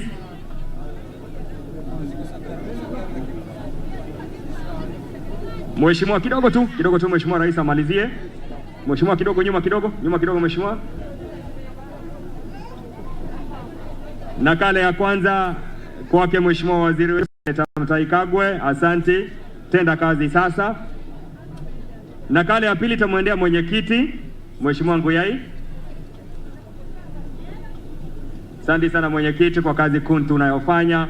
Nakala ya tatu kwa niaba ya baraza la magavana itamwendea mwenyekiti gavana wa jimbo la Embu Mheshimiwa Wabora.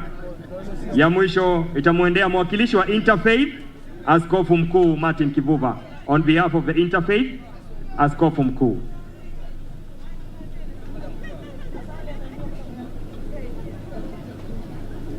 Nafahamishwa na mwenyekiti kwamba kila mmoja atapata nakala yake. We've only given that symbolically. Asante sana. Niombe tusimame sote sasa kwa wimbo wa taifa.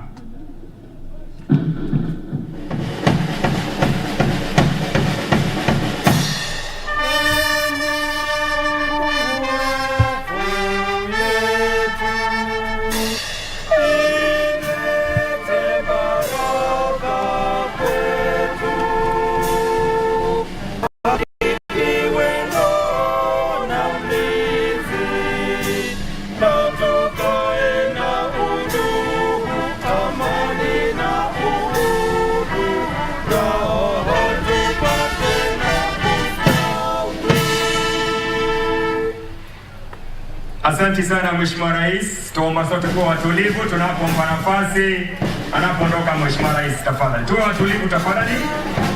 Tushangilie Kenya. Thank you so much to the organizer. Rolled out the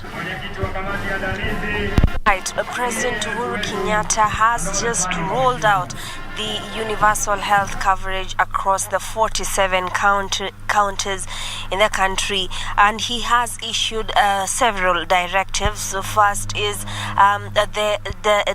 the formulation of the UHC policy that will guide for the next 10 years how the coverage will be accelerated across the 47 counties. He has also directed all pending projects under this program to be monies by June of this year, and he has also hailed the amendment of the NHIF Act, saying that it is a milestone that will help accelerate the universal health coverage program across the country. He has also lauded the biometric exercise that he is currently going on, directing that it should be interlinked with the Huduma number database so that anyone who has a Huduma card can be able to access the services once presented in any health facilities. He has also directed the system to the NHIF and the universal health coverage universal health coverage committee to ensure that a direct system is put in place by June this year, and it is digitized. So President Uhuru Kenyatta has finally launched the UHC program, giving several directives to ensure that Kenyans have access to quality health care right at your doorstep.